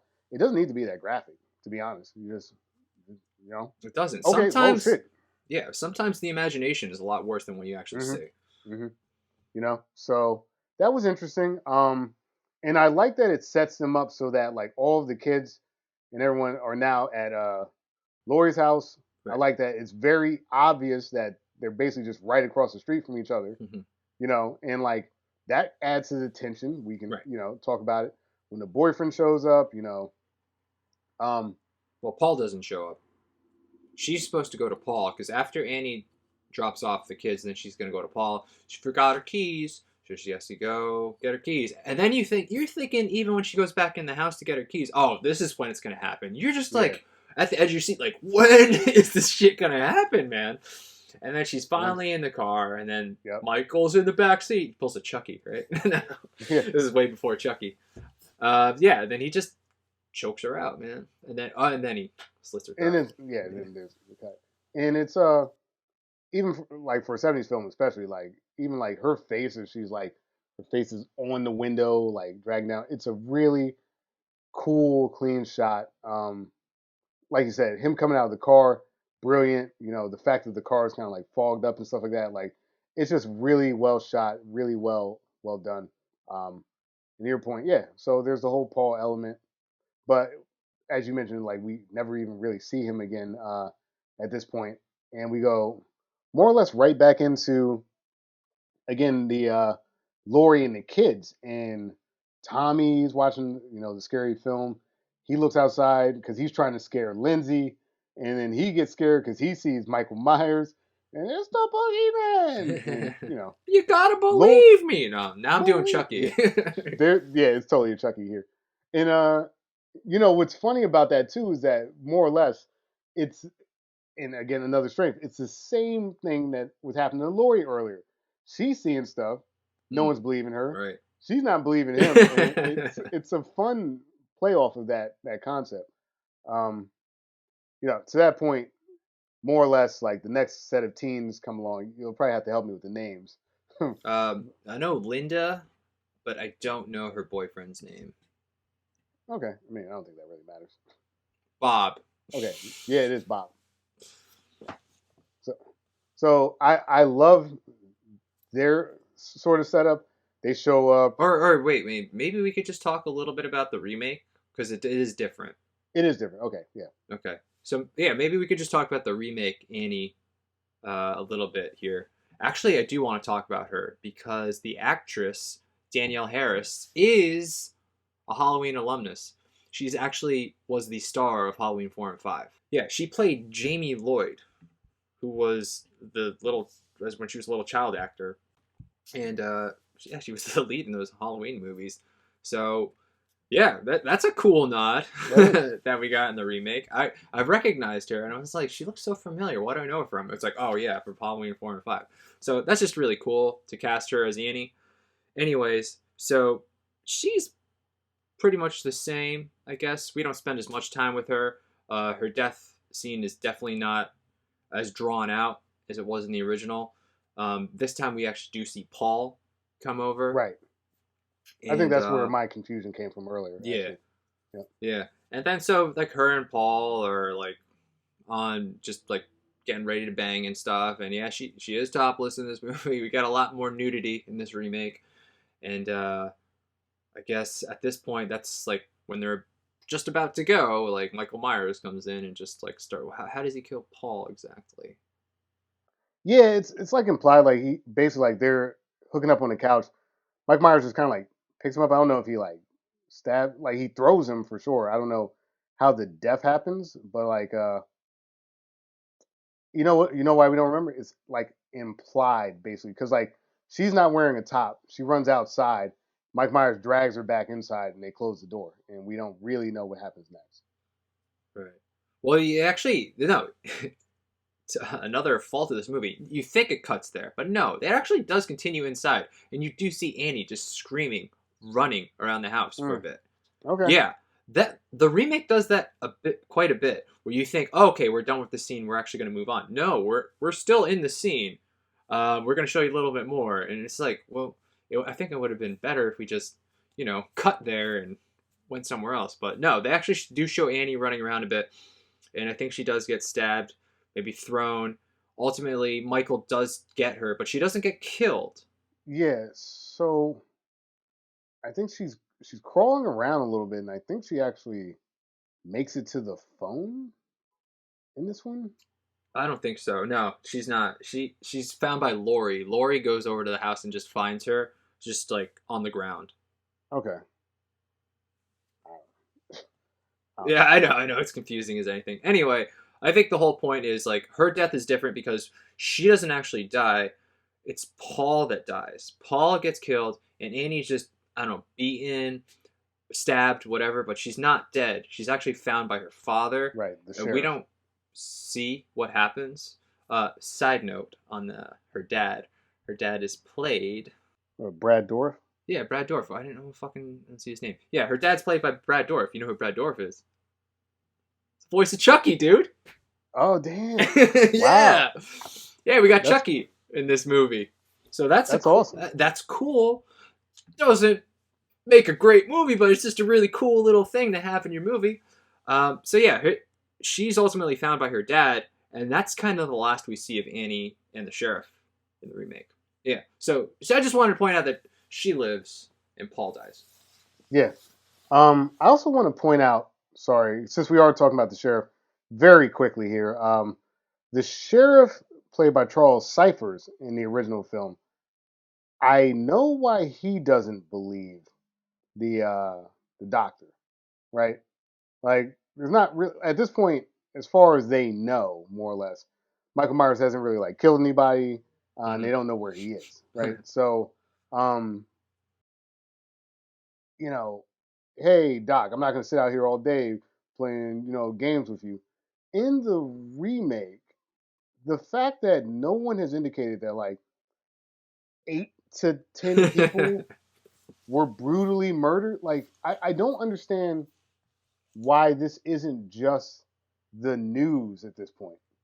Why, like, there's like an army or something like on a manhunt for Right. this guy who just murdered all these people and is on the loose. Right. I don't know, like the scope in the original film makes sense to me. And like the sheriff not believing him makes sense to me because basically all he has is, yeah, some kid that, did something horrific a couple years ago, but it wasn't like the story of I mean, it was, but like it wasn't, you don't see journalists and stuff like that. You don't hear about the trial. When he gets out, like people are very skeptical that he could have made it that far.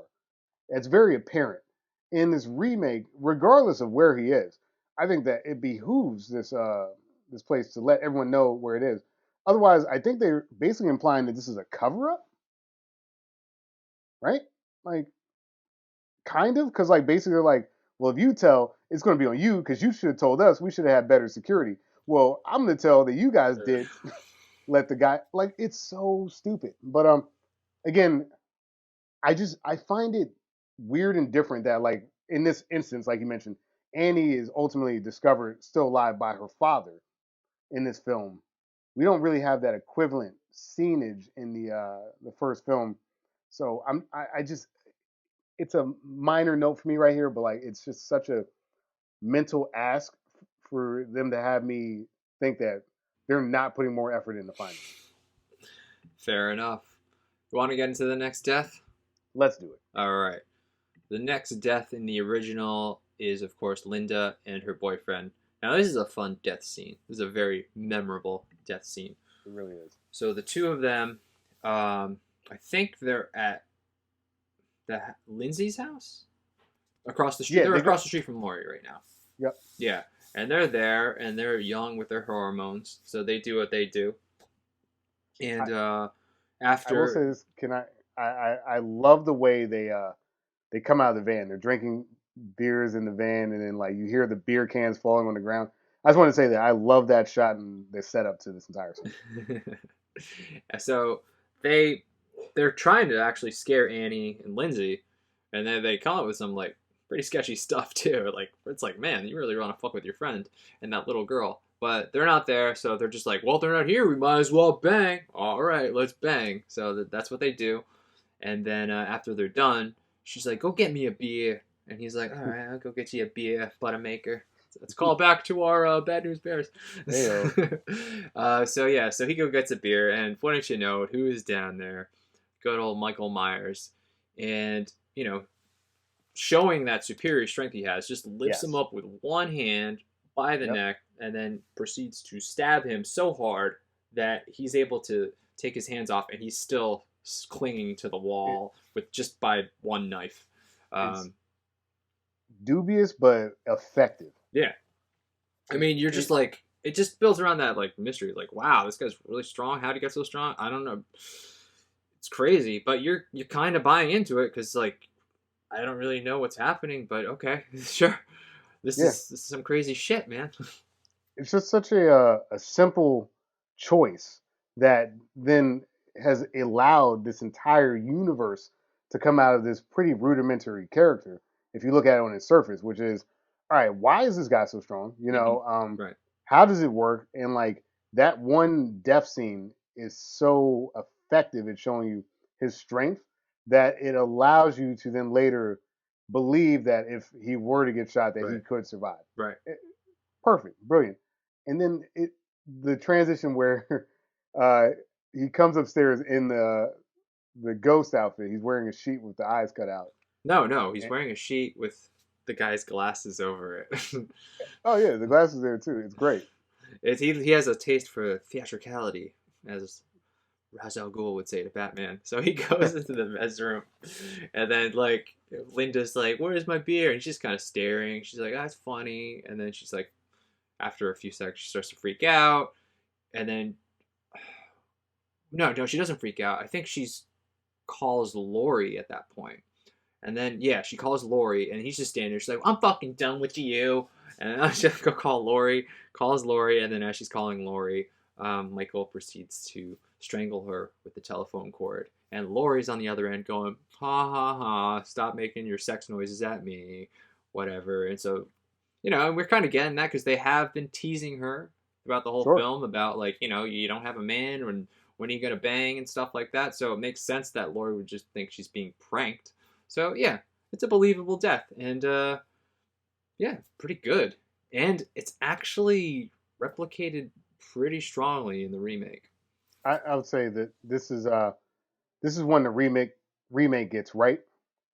I think they just, they stuck to the script, more or less. There's a subtle change. I think he actually does hand the beer in this remake versus the original, but yeah, I thought that was a weird choice because like Michael actually got her a beer. It was like that was such a weird decision. I don't know. I just feel like if you're a serial killer and you're out, it's like okay, maybe the ghost thing's a little. Well, it's a little much, but I'll buy it. But like you actually got her a beer too. It's like what are you waiting for? Like we've seen you, motherfucker. We know how crazy and bloodthirsty you are. You're gonna fucking play with her and get her this beer.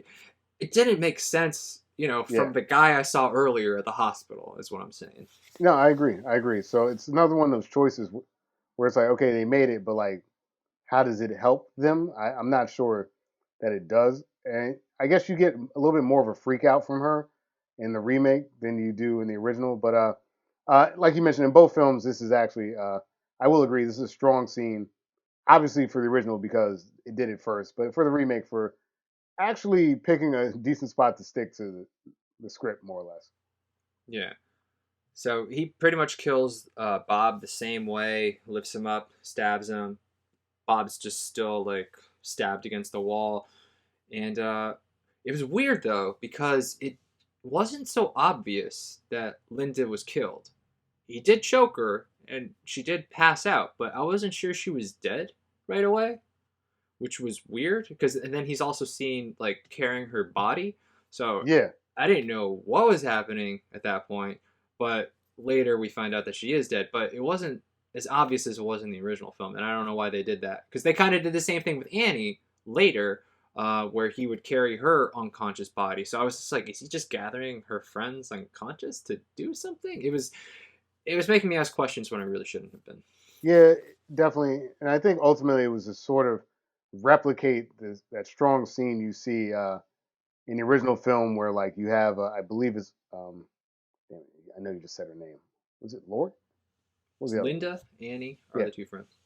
Um, I believe it's Linda's body. It could be Annie's. I don't recall, but like it replicates a strong scene in the original film where you have the Laurie Myers tombstone on the bed and like the sort of like ritual sort of Okay, killing thing. hold on. It was Annie's body, and it was Judith Myers on the tombstone.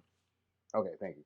So, you know, you have this in the original film. You have Annie's who gets killed, and they have Judith Myers' tombstone on the bed. This sort of like ritual killing sequence, and I guess in the remake that was to show that he was moving them to do that type of stuff. We do get to see it's kind of flipped in this film. I believe it's Linda's body that's in the basement because she's actually dead, obviously. So it I don't know, even that fell flat to me. Like, I don't know, the scene felt stronger in the original film. I guess Because it doesn't make sense. Why would he do this again? Because we had seen him kill all these people in the hospital. I just by showing us so much in the beginning of the film, it's so tame in the later half that yeah, it doesn't. It's not in character. yeah. And, part of it too is that, like, given the fact that, like, in this remake as well, we kind of already know that they're related. Like, him going through the ritual thing, like, there's no mystery there. Like, like you mentioned, it doesn't make sense. Um, we all kind of know what the game is at this point, so you're basically just recreating a shot. And although we praised them for doing that with this Linda death, I've got to knock them here because it just didn't feel as strong in the remake. I don't know, just some strange choices throughout that we've talked about, but you know those are sort of our kind of main deaths, and I'm glad we we were able to get through them. Well, again, it doesn't feel like as strong in the remake because you barely spend any time with Linda That's because really you're introduced to her at after the first hour, and then you see her maybe one more time after that, and then you just see her with her boyfriend. So it's not really a character that you care about. So and because we don't have a lot of Michael Myers' backstory in the original, the fact that he did this gives us some kind of insight into what his mentality could be. It's a strange thing that's happening, but like, okay, maybe he's got this whole thing in his head about teenage girls and his sister and stuff like that. Like, we don't really know much about him, so you're able to kind of make an inference. Whereas in the remake, too, like you mentioned, too much about him, way too much. so those are all the deaths in the original. The Mhm. only other, I guess, supposed death was kind of Michael Myers, but he does ultimately get away. Maybe we can just get into kind of the endings Sure. for the movies. So in the original, Laurie just goes mano a mano with Michael. She gets stabbed a couple times. She gets thrown down the stairs. Hmm. Very physical altercation with Michael. Ultimately, she she gets locked in a closet and kind of stabs him in the eye with a hanger. That part was weird. Like, I appreciated sort of the way the fight started. Like, she realizes her friends have been murdered. She's downstairs.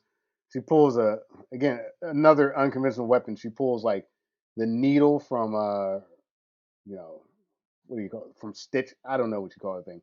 The knit one pearl two thing. So, and stabs right in the neck, and like, to your outside viewer, especially the way we've seen this film, because the film isn't as graphic actually. So like, I could buy that stabbing was a death because it doesn't take a lot to kill people um throughout the film. So it's like, okay, he stabbed him, he's on the ground, Mhm. cool. she tells the kids to lock themselves upstairs, and it's like, okay, maybe this is it. But the guy gets back up, obviously. And to your point, the hanger, her untwisting the hanger and stabbing him in the eye, it's dubious, a little weak, A but little weak. Yeah. I do appreciate that. Like that gives us a moment to kind of like see his face too later with the eye and everything. Like, yeah, look, as strange of a weapon as it is, at least she's fighting back with the caveat as well that we care about her at this point, and we care about those kids a lot, So, it's well done. Yeah. So she thinks Michael's dead. It's a great shot too, because like she's kind of like catching her breath, trying to process everything that's happened, and then just a subtle, Michael just subtly rises up from the laying position, and then the little bit of like piano music, dun dun, dun dun. It's great how it just builds up the suspense there, and then it's not over. I'm gonna kill you, Laurie, but no, you're not, because Dr. Loomis is here, with a crack shot. So he just shoots Michael a bunch of times. Michael flies out the window, and then you think it's over. And Yeah, then he's they look down out on the ground. You see him. Yeah, you see him. He's dead, right? No, because they look out the window again, and his body's gone. And that's how the first movie ends. Go ahead. I'll say this: that part of the reason I was trying to defend Malcolm McDowell's Dr. Loomis is because this Dr. Loomis is uh, a very weak character in the original film. He helps with some exposition, but other than that, he's not great. He kind of stands around scaring kids and then like not knowing where Mike Myers is, and he's being undermined by the sheriff. But in this moment, he steps his game up. He gets the shot off, and the fact that they kind of allow him to escape again, sort of, it's a my bad moment for him. But he does save Laurie, so good on him. Yes, yes. And the good thing too is that he saved Laurie in a way that we get to strengthen both of these characters, because Laurie just got done. She stabbed him again, stabbed him again. You know what I mean? Like she did everything that she needed to do to be like the heroine of the film, and got that last little bit of push because this is the boogeyman. So yeah, someone had to come in with a gun, and even that wasn't enough. So, great, great ending, and it's awesome that they were able to launch this very straightforward, because I will admit this is a very straightforward story, but it was done so well and with such suspense that they were able to launch an entire franchise, as we're literally talking about the remake. Yeah. And just talk about success. I think it cost like $300,000 to make, and it made like $40 million. So it's like, boom, very nice. Perfect. Nicely done, John Carpenter. And then we have the ending in the remake. So Laurie is kind of going one-on-one against Michael. I better break out my notes here because it's just drawn out compared to the original.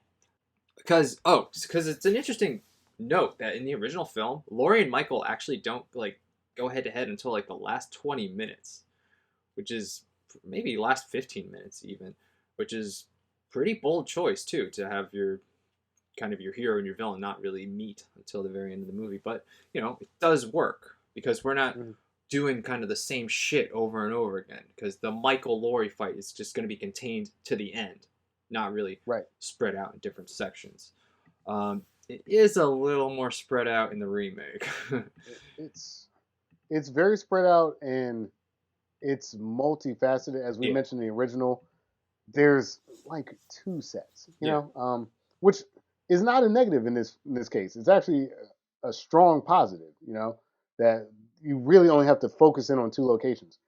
I guess we're back in the haunted kind of house, as it were. No, I was gonna start before there, because she goes to take Lindsay home, right? Right. That's where it starts. Okay.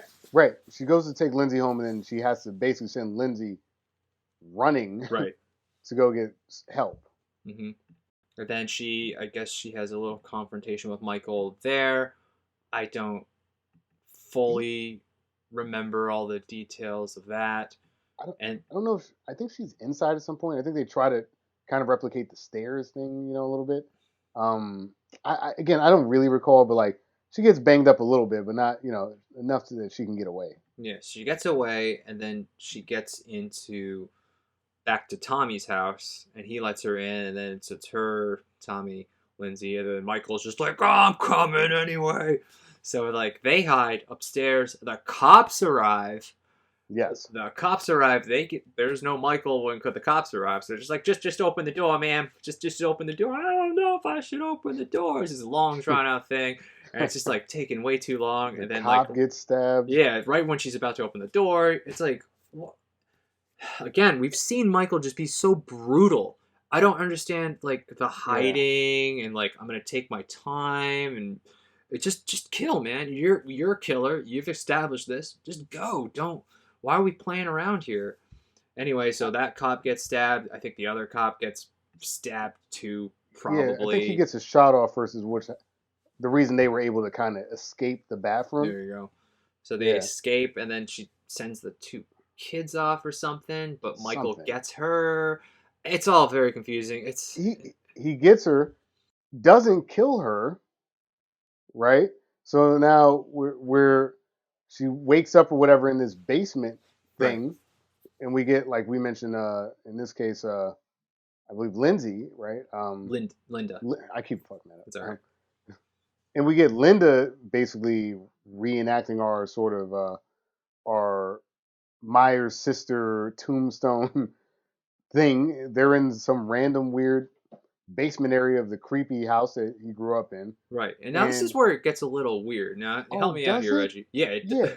Yeah. Because it almost seems like Michael just wants to be with his sister. He doesn't necessarily want to kill her because he does take his mask off. And he has that picture of him and his sister when they were both little kids. And he kind of shows it to her. And then she's like, the whole time, she has her eyes on this knife that's in the dirt. And she's kind of inching forward to just get that. And I don't understand Michael's motivation here. Is he just trying to be reunited with his little sister? Or does he want to kill her? I think that it's an internal fight for him. Because I think when he has the mask on, he's, right. He's this ruthless killer. And, but there's this bit of the 10-year-old, the last bit of this 10-year-old that's in him that says, all right, here's a photo of me and you. This is us from back in the day. This is me without my mask. Kind of, don't you remember? Whatever. She doesn't give a shit because she doesn't know who he is. And she says, she's like, I don't know what you're trying to tell me. I don't get it. We don't get it as the audience. I clearly didn't get it because I had to ask you. Like you mentioned, he takes the mask off, and I think that for this moment, this is the one moment where, like, maybe he was able to win that internal fight with himself, and for a moment, not be just this ridiculous, murderous villain. And that is short-lived because, like you mentioned, she does grab that knife, rightfully so, stabs him, and then in a overlong, ridiculous scene, has to break through so many different random barriers to escape this guy that it starts to hurt my head. Because first, she's down in the basement. Now she's got to get out of the fence area. She's got to pull the boards off to get out of this area. And now he's chasing her and he's breaking his hand through the board. And now she's got to, like I mentioned, break the chain link fence. Now she's out of the fence. And now, there's also a point when Loomis shows up too. Yeah. And shoots him. Yeah. So I think Loomis might actually show up, shoot him, then they get in the car. Yes. So just to help you out through this, because I do remember this a little bit better. Basement, right? Hey, Mike, I don't want to hurt you. We could be friends. I get it. I want to help you. Right. Stab, right? Okay. Breaks through that one area. Mike Myers throws his mask back on. Tries to catch her, but he has to like break down the boards too. She gets out of the fence. Okay, fence, whatever. Somehow gets out of the house eventually, and now she foolishly falls and she lands more or less in the pool. So she's in an empty pool with no way out. Mike Myers has her cornered, and that's when Loomis shows up out of fucking nowhere with a 357, which we learned in a previous scene. What do you want to just like nick the guy? You want to Another scene that could have been cut. That scene did not need to be there. Like in the original film, he just had a gun. Yeah, and I was fine with has it. a gun. Fine with it. Yeah. What are we trying to say about Loomis? That he wouldn't have a gun? It's like, I don't know, like maybe because he's been dealing with psychopaths his whole life, he just has a gun. Why does he have to go buy one? Why does he have to be in a small town and we got to go through a background check? Like, I stop it. So he's got this 357, which, by the way, the guy in the gun store is right. It makes it even harder to believe that Mike Myers survives this because that is a serious piece of equipment, and he shoots him way more than in the original film. So okay, so he shoots him. Mike Myers falls down in the pool filled with leaves and not water. She gets out. She's hysterical. Loomis puts his jacket on her. He's like, "Oh, it's okay now. We've done it." Blah, blah, blah. For some reason, he's driving a cop car, right? Right. Like, go figure that shit out. Wait, we didn't get a backstory for that? Nope. So they both get in the cop car. He's, like, "Oh, it's okay now." Mike Myers shows up out of nowhere, breaks the window, starts trying to pull her out of the car. Maybe a callback to the original? Yeah, I think so. I don't remember what happens to Loomis here. Loomis eventually, he goes to chase Laurie, but then Loomis tries to stop him, but then he just like grabs Loomis's head and starts squeezing it like a melon. That's right. And he's like, it's like, is he dead? And he's like, I don't know. He just drops him. That's right. So while this is happening, her idea is to run inside the house. Back in the house. Right, in the house. Great plan. In the house. To hide in the attic. In the crawl space, sure. Fucking A, dude. Yeah, she's not in the attic. She's not even in the attic yet. You're right. She's in this tiny crawl space. And she's got to cover her mouth because she's screaming and she's scared. And Loomis is being blinded in what I'm sure is some allegory that's all Greek or Roman or something like that. Like, he's blinded, and oh my God, this is so dumb. Yeah. And then I don't remember, but she's eventually crawling in the attic, and he's ripping up the walls. Yeah, you get the scene sort of where she's in the thing, and like where you would have had the hanger through the eye. She just kind of slips away, and he's like, "Where'd he go?"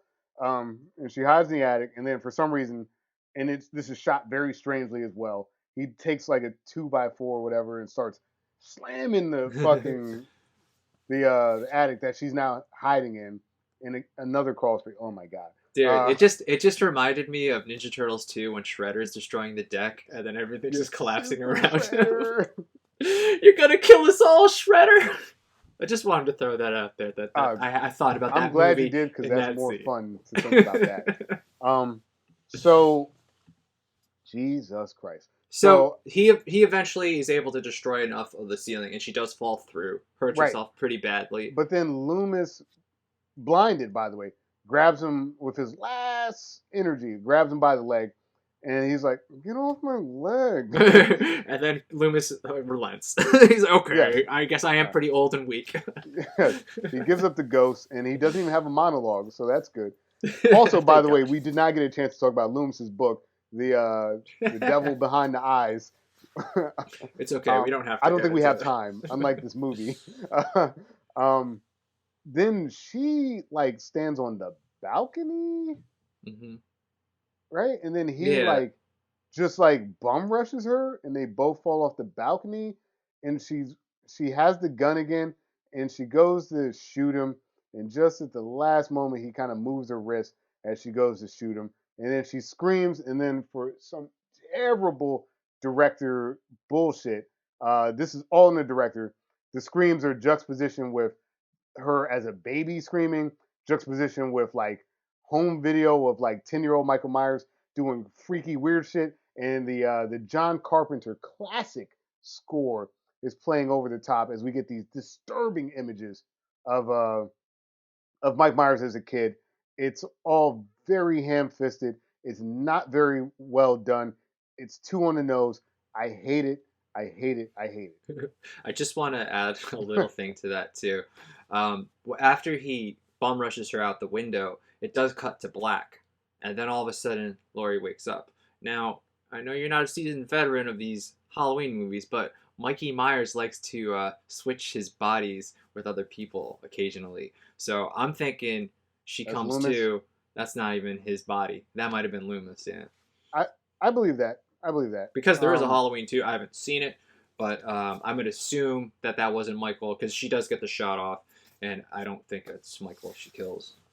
Yeah, that makes sense. And I had a feeling of that as well when I was watching it. I mean, I was like, this feels like kind of like an old switcheroo again, kind of talking about Manhunter again. Doesn't really matter because like you just hear the cop cars in the Yeah, background, her it doesn't. screams. Yeah, it doesn't matter because the fucking movie's finally over. Finally, mercifully, the movie's over. But it's not really over because now I got to watch this fucking random footage Oh of no, this I didn't watch it. I was like creep fast kid. forwarding. I'm like, unless there's anything else, I'm not gonna actually sit and watch this footage. I just the bones were there, man. And you know what? The theatrical cut actually sounds more interesting, which can be the case when it comes to these director's cuts. When you think about it, a lot of times editing is important. In fact, in general, I would rather get a cut like edit, less is more, than to have a director go off on the tangent that they kind of want to. Usually, someone's got to pull you back.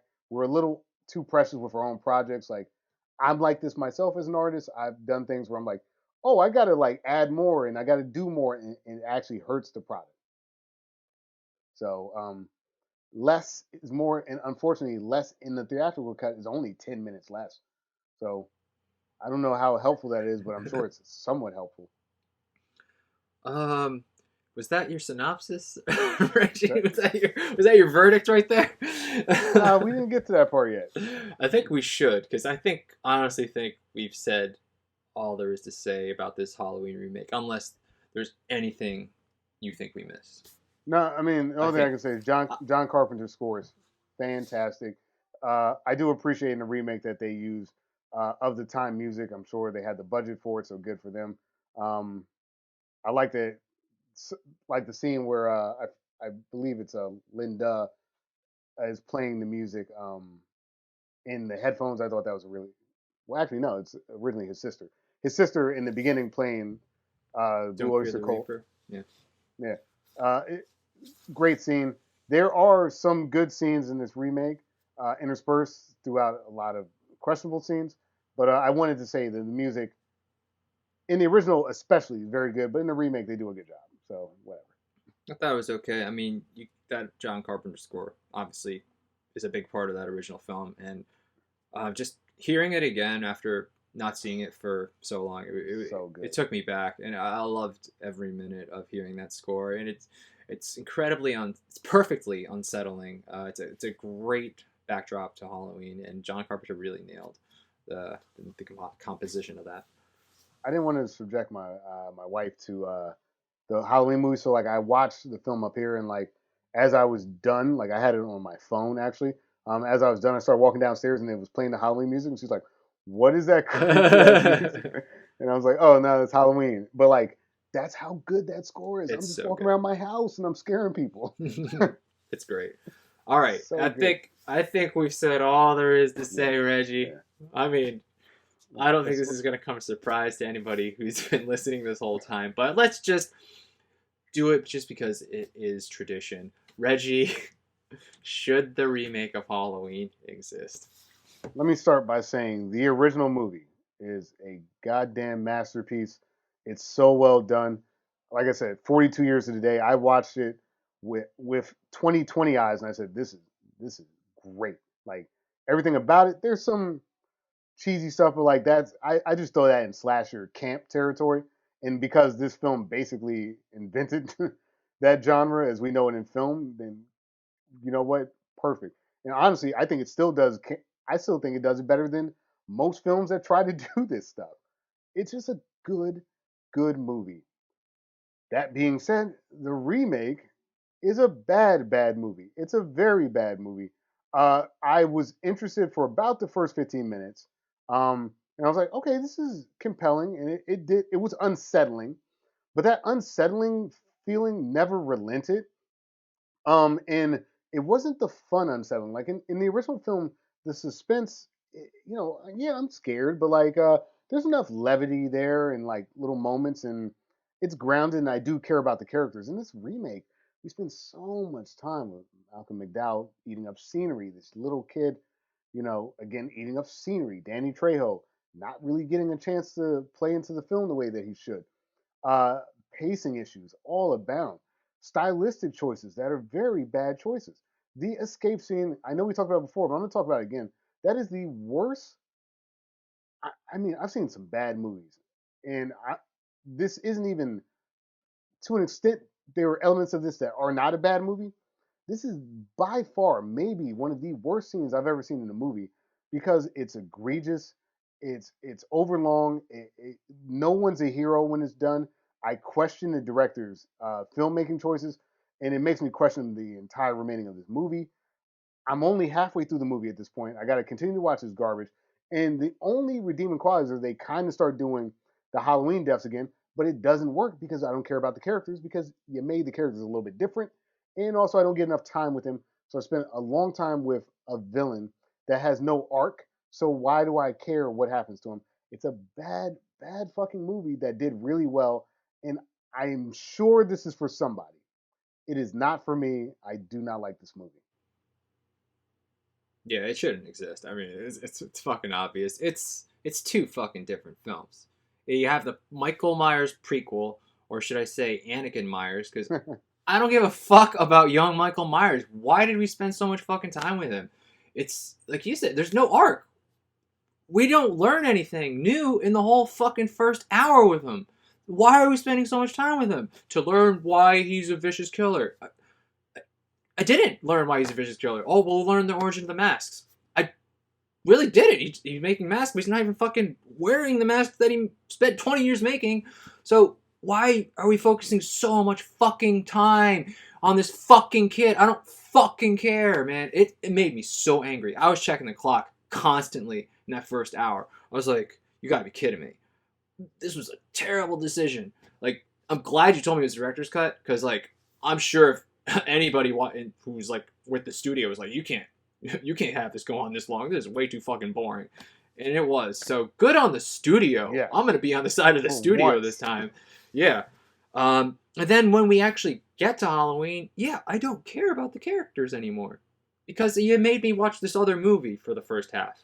So, what do I care about the second half? You're doing stuff that has already been done before. It's bizarre because you tried to chart this new territory, but then you stuck to the formula to a T almost when it comes to the second half. And they don't go together. No. I'm sorry. They just don't. So you got two separate films. Maybe if it was like the prequel movie and then you did the Halloween movie, maybe it'll work that way. Halloween Rising? Halloween Rising. Yeah. I don't know, but it definitely didn't work in the way I saw it. This, I suppose, it ultimate cut, director's cut, whatever it is, and I especially compared to that original film, it does not work. So no, this absolutely should not exist. Definitely one of the worst remakes we've seen, probably since the producers. I'd say it's up there. I was just getting frustrated. It's a half hour. No, it's 40 minutes longer than the original film. I think the original film's like 80 minutes. No, what a terrible, terrible film. Do not watch this movie. I did want to make that caveat. I'm glad you brought it up. I want to make a special category for this movie of shit not to watch. It's just not. It's so bad, and it doesn't have to be. No. It doesn't have to be. You've got a decent cast. It's filmed well in spots, like in terms of like visually and stuff like that. I think Rob Zombie gets how to do gore, but like I don't know. It just seems like he just got to do whatever he wanted here, and it seems like he made a movie for himself and not for audiences. I think in 2007 we would just like we would shovel any shit down our throats. Honestly, it just like I'm surprised this movie did as well as it did. I think it's just literally because it's riding on the fact that the Halloween franchise is such a name that the fact that this was the first Halloween film in like 10 years, he probably got away with this. But like I just thought that it was such a bad idea to film this film the way that he did. Anything that was interesting in the first half, fine, But again, you don't attach it to this movie. Like the story is so simple. We don't need the origins because we've already done sequels. We've done this 5 times at this point. What more do you have to say? You don't have more to say, so don't say it.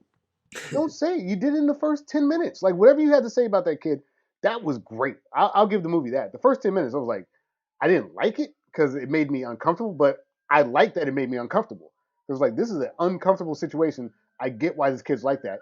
And then you just fucked with it by letting Malcolm McDowell go off. He's better in Tank Girl. He's better in the movie Tank Girl. It's Wow. so bad and overdone. Like, why did they do this? No, it's the first hour just really kills it. It's nothing happens. But the second hour was so bad too. I mean, yeah. The second hour might be worse, man. This movie gets no credit other than like you kind of nailed some of the shots from the original film. The original film, oh my god, I'll watch the original film 3 times in a day before you make me watch another half hour of this other movie. Yeah, it was. I mean, I feel like I've said everything I could say about it, but it was nothing really enjoyable about it. Yeah. When I'm checking the clock constantly, yeah, that's a bad sign. I mean, so I was clock watching 30 minutes in. I just was. I was clock watching 15 minutes in. After he killed the kid, I was like, all right, how much longer is this little Mikey Myers gonna go on for? Especially, dude, like after he kills the family, do we really need all that shit in the institution that he's in? Yeah. No. None of it we don't need. You could if you cut that to just all of a sudden we're in that small just go to the small town. Fuck the escape too. I don't need to know how he escaped. You could stop after he makes the first rudimentary mask, have it cut to him escaping, and it's infinitely a better movie. Infinitely a better movie. It's just the deaths were so much more gruesome in the first half that it's like you take a step back by being so true to the original source material. Like, it's like he's not as, I know what he's capable of. This is like fucking kindergarten shit compared to what he did in the first half. Right. I think what happened, honestly, I think what happened is that the studio like got to him and was like, wait, what are you doing? What are you doing? I bet in his mind this was probably even more horrific. Because I mean, if he was willing to do that scene in the escape, I don't even want to know what he tried to do with the kids that we kind of already know from the remake. He probably had something scoped out that was just like, bro, I don't know what you're doing. I don't know what's going on in your head. But look, if you want this check, you will get back on task. That's what it feels like, because they are absolutely 2 separate films shoehorned together, and they're 2 bad films shoehorned together. It's a problem. Yeah, that's true. I mean, I'm done. Yeah, I'm done with this. I don't want to spend any more time with it. It's a bad movie. Should not have been made. Done. Done. I know this is the part where we pick the next movie we watch, so let's do that. Yeah. And then we'll do the obligatory. If you liked it, we'll talk, audience. If you enjoy this, please tell me why. I do respect a slasher. I do respect over the top gore, and I understand that for many people that's like an enjoyable genre. I think that they jumped the shark in that escape scene, and I could not get back on board with the film. And honestly, they jumped the shark well before then, but that was too much. You got any suggestions for the next episode? Just to cleanse the palate, Dan. Why don't we do The Departed? Okay. Departed in Internal Affairs. Okay. Yeah. Infernal Affairs in The Departed. Let's cleanse the palate. Thank you all for sitting through the Hollywood remake with us. So you know what? Let's give you something interesting to talk about. You can hear me and Dan do bad Boston accents for an episode. Oh, dude, you don't understand. I don't want to get my hand here, but I mean, I've never seen the original, so maybe it's better. But I love quoting me some Departed. So yeah, look, I needed to hit the ripcord, do something safe. You know, like I mentioned, I still envision a world where we do Scarface one day, but it's not that day just yet. Um, but yeah, Infernal Affairs, a Chinese film, and The Departed, a Boston film. Yeah. That's Yay. the next episode, I think. All right. I'm totally down with that. Well, thanks for listening, everybody. I guess, let us know what you thought in the comments. Absolutely. Do you agree? Do you disagree? Any diehard Rob Zombie fans want to rip us a new one for Yeah, what feel we free to missed? rip into us. Yeah, Tell absolutely. us why we missed the point. Like, I'm sure we missed something that you know. It's funny because I remember when it came out, I used to have a Rolling Stone subscription. I think it got like 3.5 stars, which is it's on a 4-star system. Very well. I know it made a lot of money. I just checked the Rotten Tomatoes though; it's like a 26%. So it didn't do well with a lot of critics, but some critics gave it high praise. And I didn't. There was no Rotten Tomatoes when it came out, or at least I didn't check it back then. So when I saw it was like a 3.5 in Rolling Stone, I was like, "Whoa, this is gonna be good." So my expectations were maybe a little bit higher than they should have been, but I think even with high expectations, it's still a piece of shit. So it's just there. I mean, I could run a class. I think I could do a semester on things not to do, based off of this film. Like, I really do think that we could. I don't want to take us into this territory anymore, but like, I could probably do this for another 10 hours and tell you why you shouldn't make this movie. But you know what? Look, some people, like I said, some people get it. The movie did really well. Like you mentioned, it was hovering around that 3.5 stars, like that 60 to 70% range when it came out. I think, to your point with Rotten Tomatoes, I think people recognize what we ultimately have as a film. And, if you disagree, please, I would love to get flamed on this and have to defend my position. This is a hill I will die on. This film sucks. This particular film is a hill that I will also die on. And, but we do hope you keep coming back for The Departed. The Departed is going to be a fun one. I'm really excited about this one. All right. Well, thanks for listening. We are Retro versus Remake. You can find us on all the social medias at Retro versus Remake. If you're on YouTube, definitely leave us a comment. If you're on iTunes, please leave us a 5-star review or a comment that will help us grow the channel or the series. Yes. I'm Reggie Parker. You can find me at RP Comedy on Twitter and Instagram. Throwing it to me, Dan. All right. Thanks again, guys. This has been another episode of Retro versus Remake.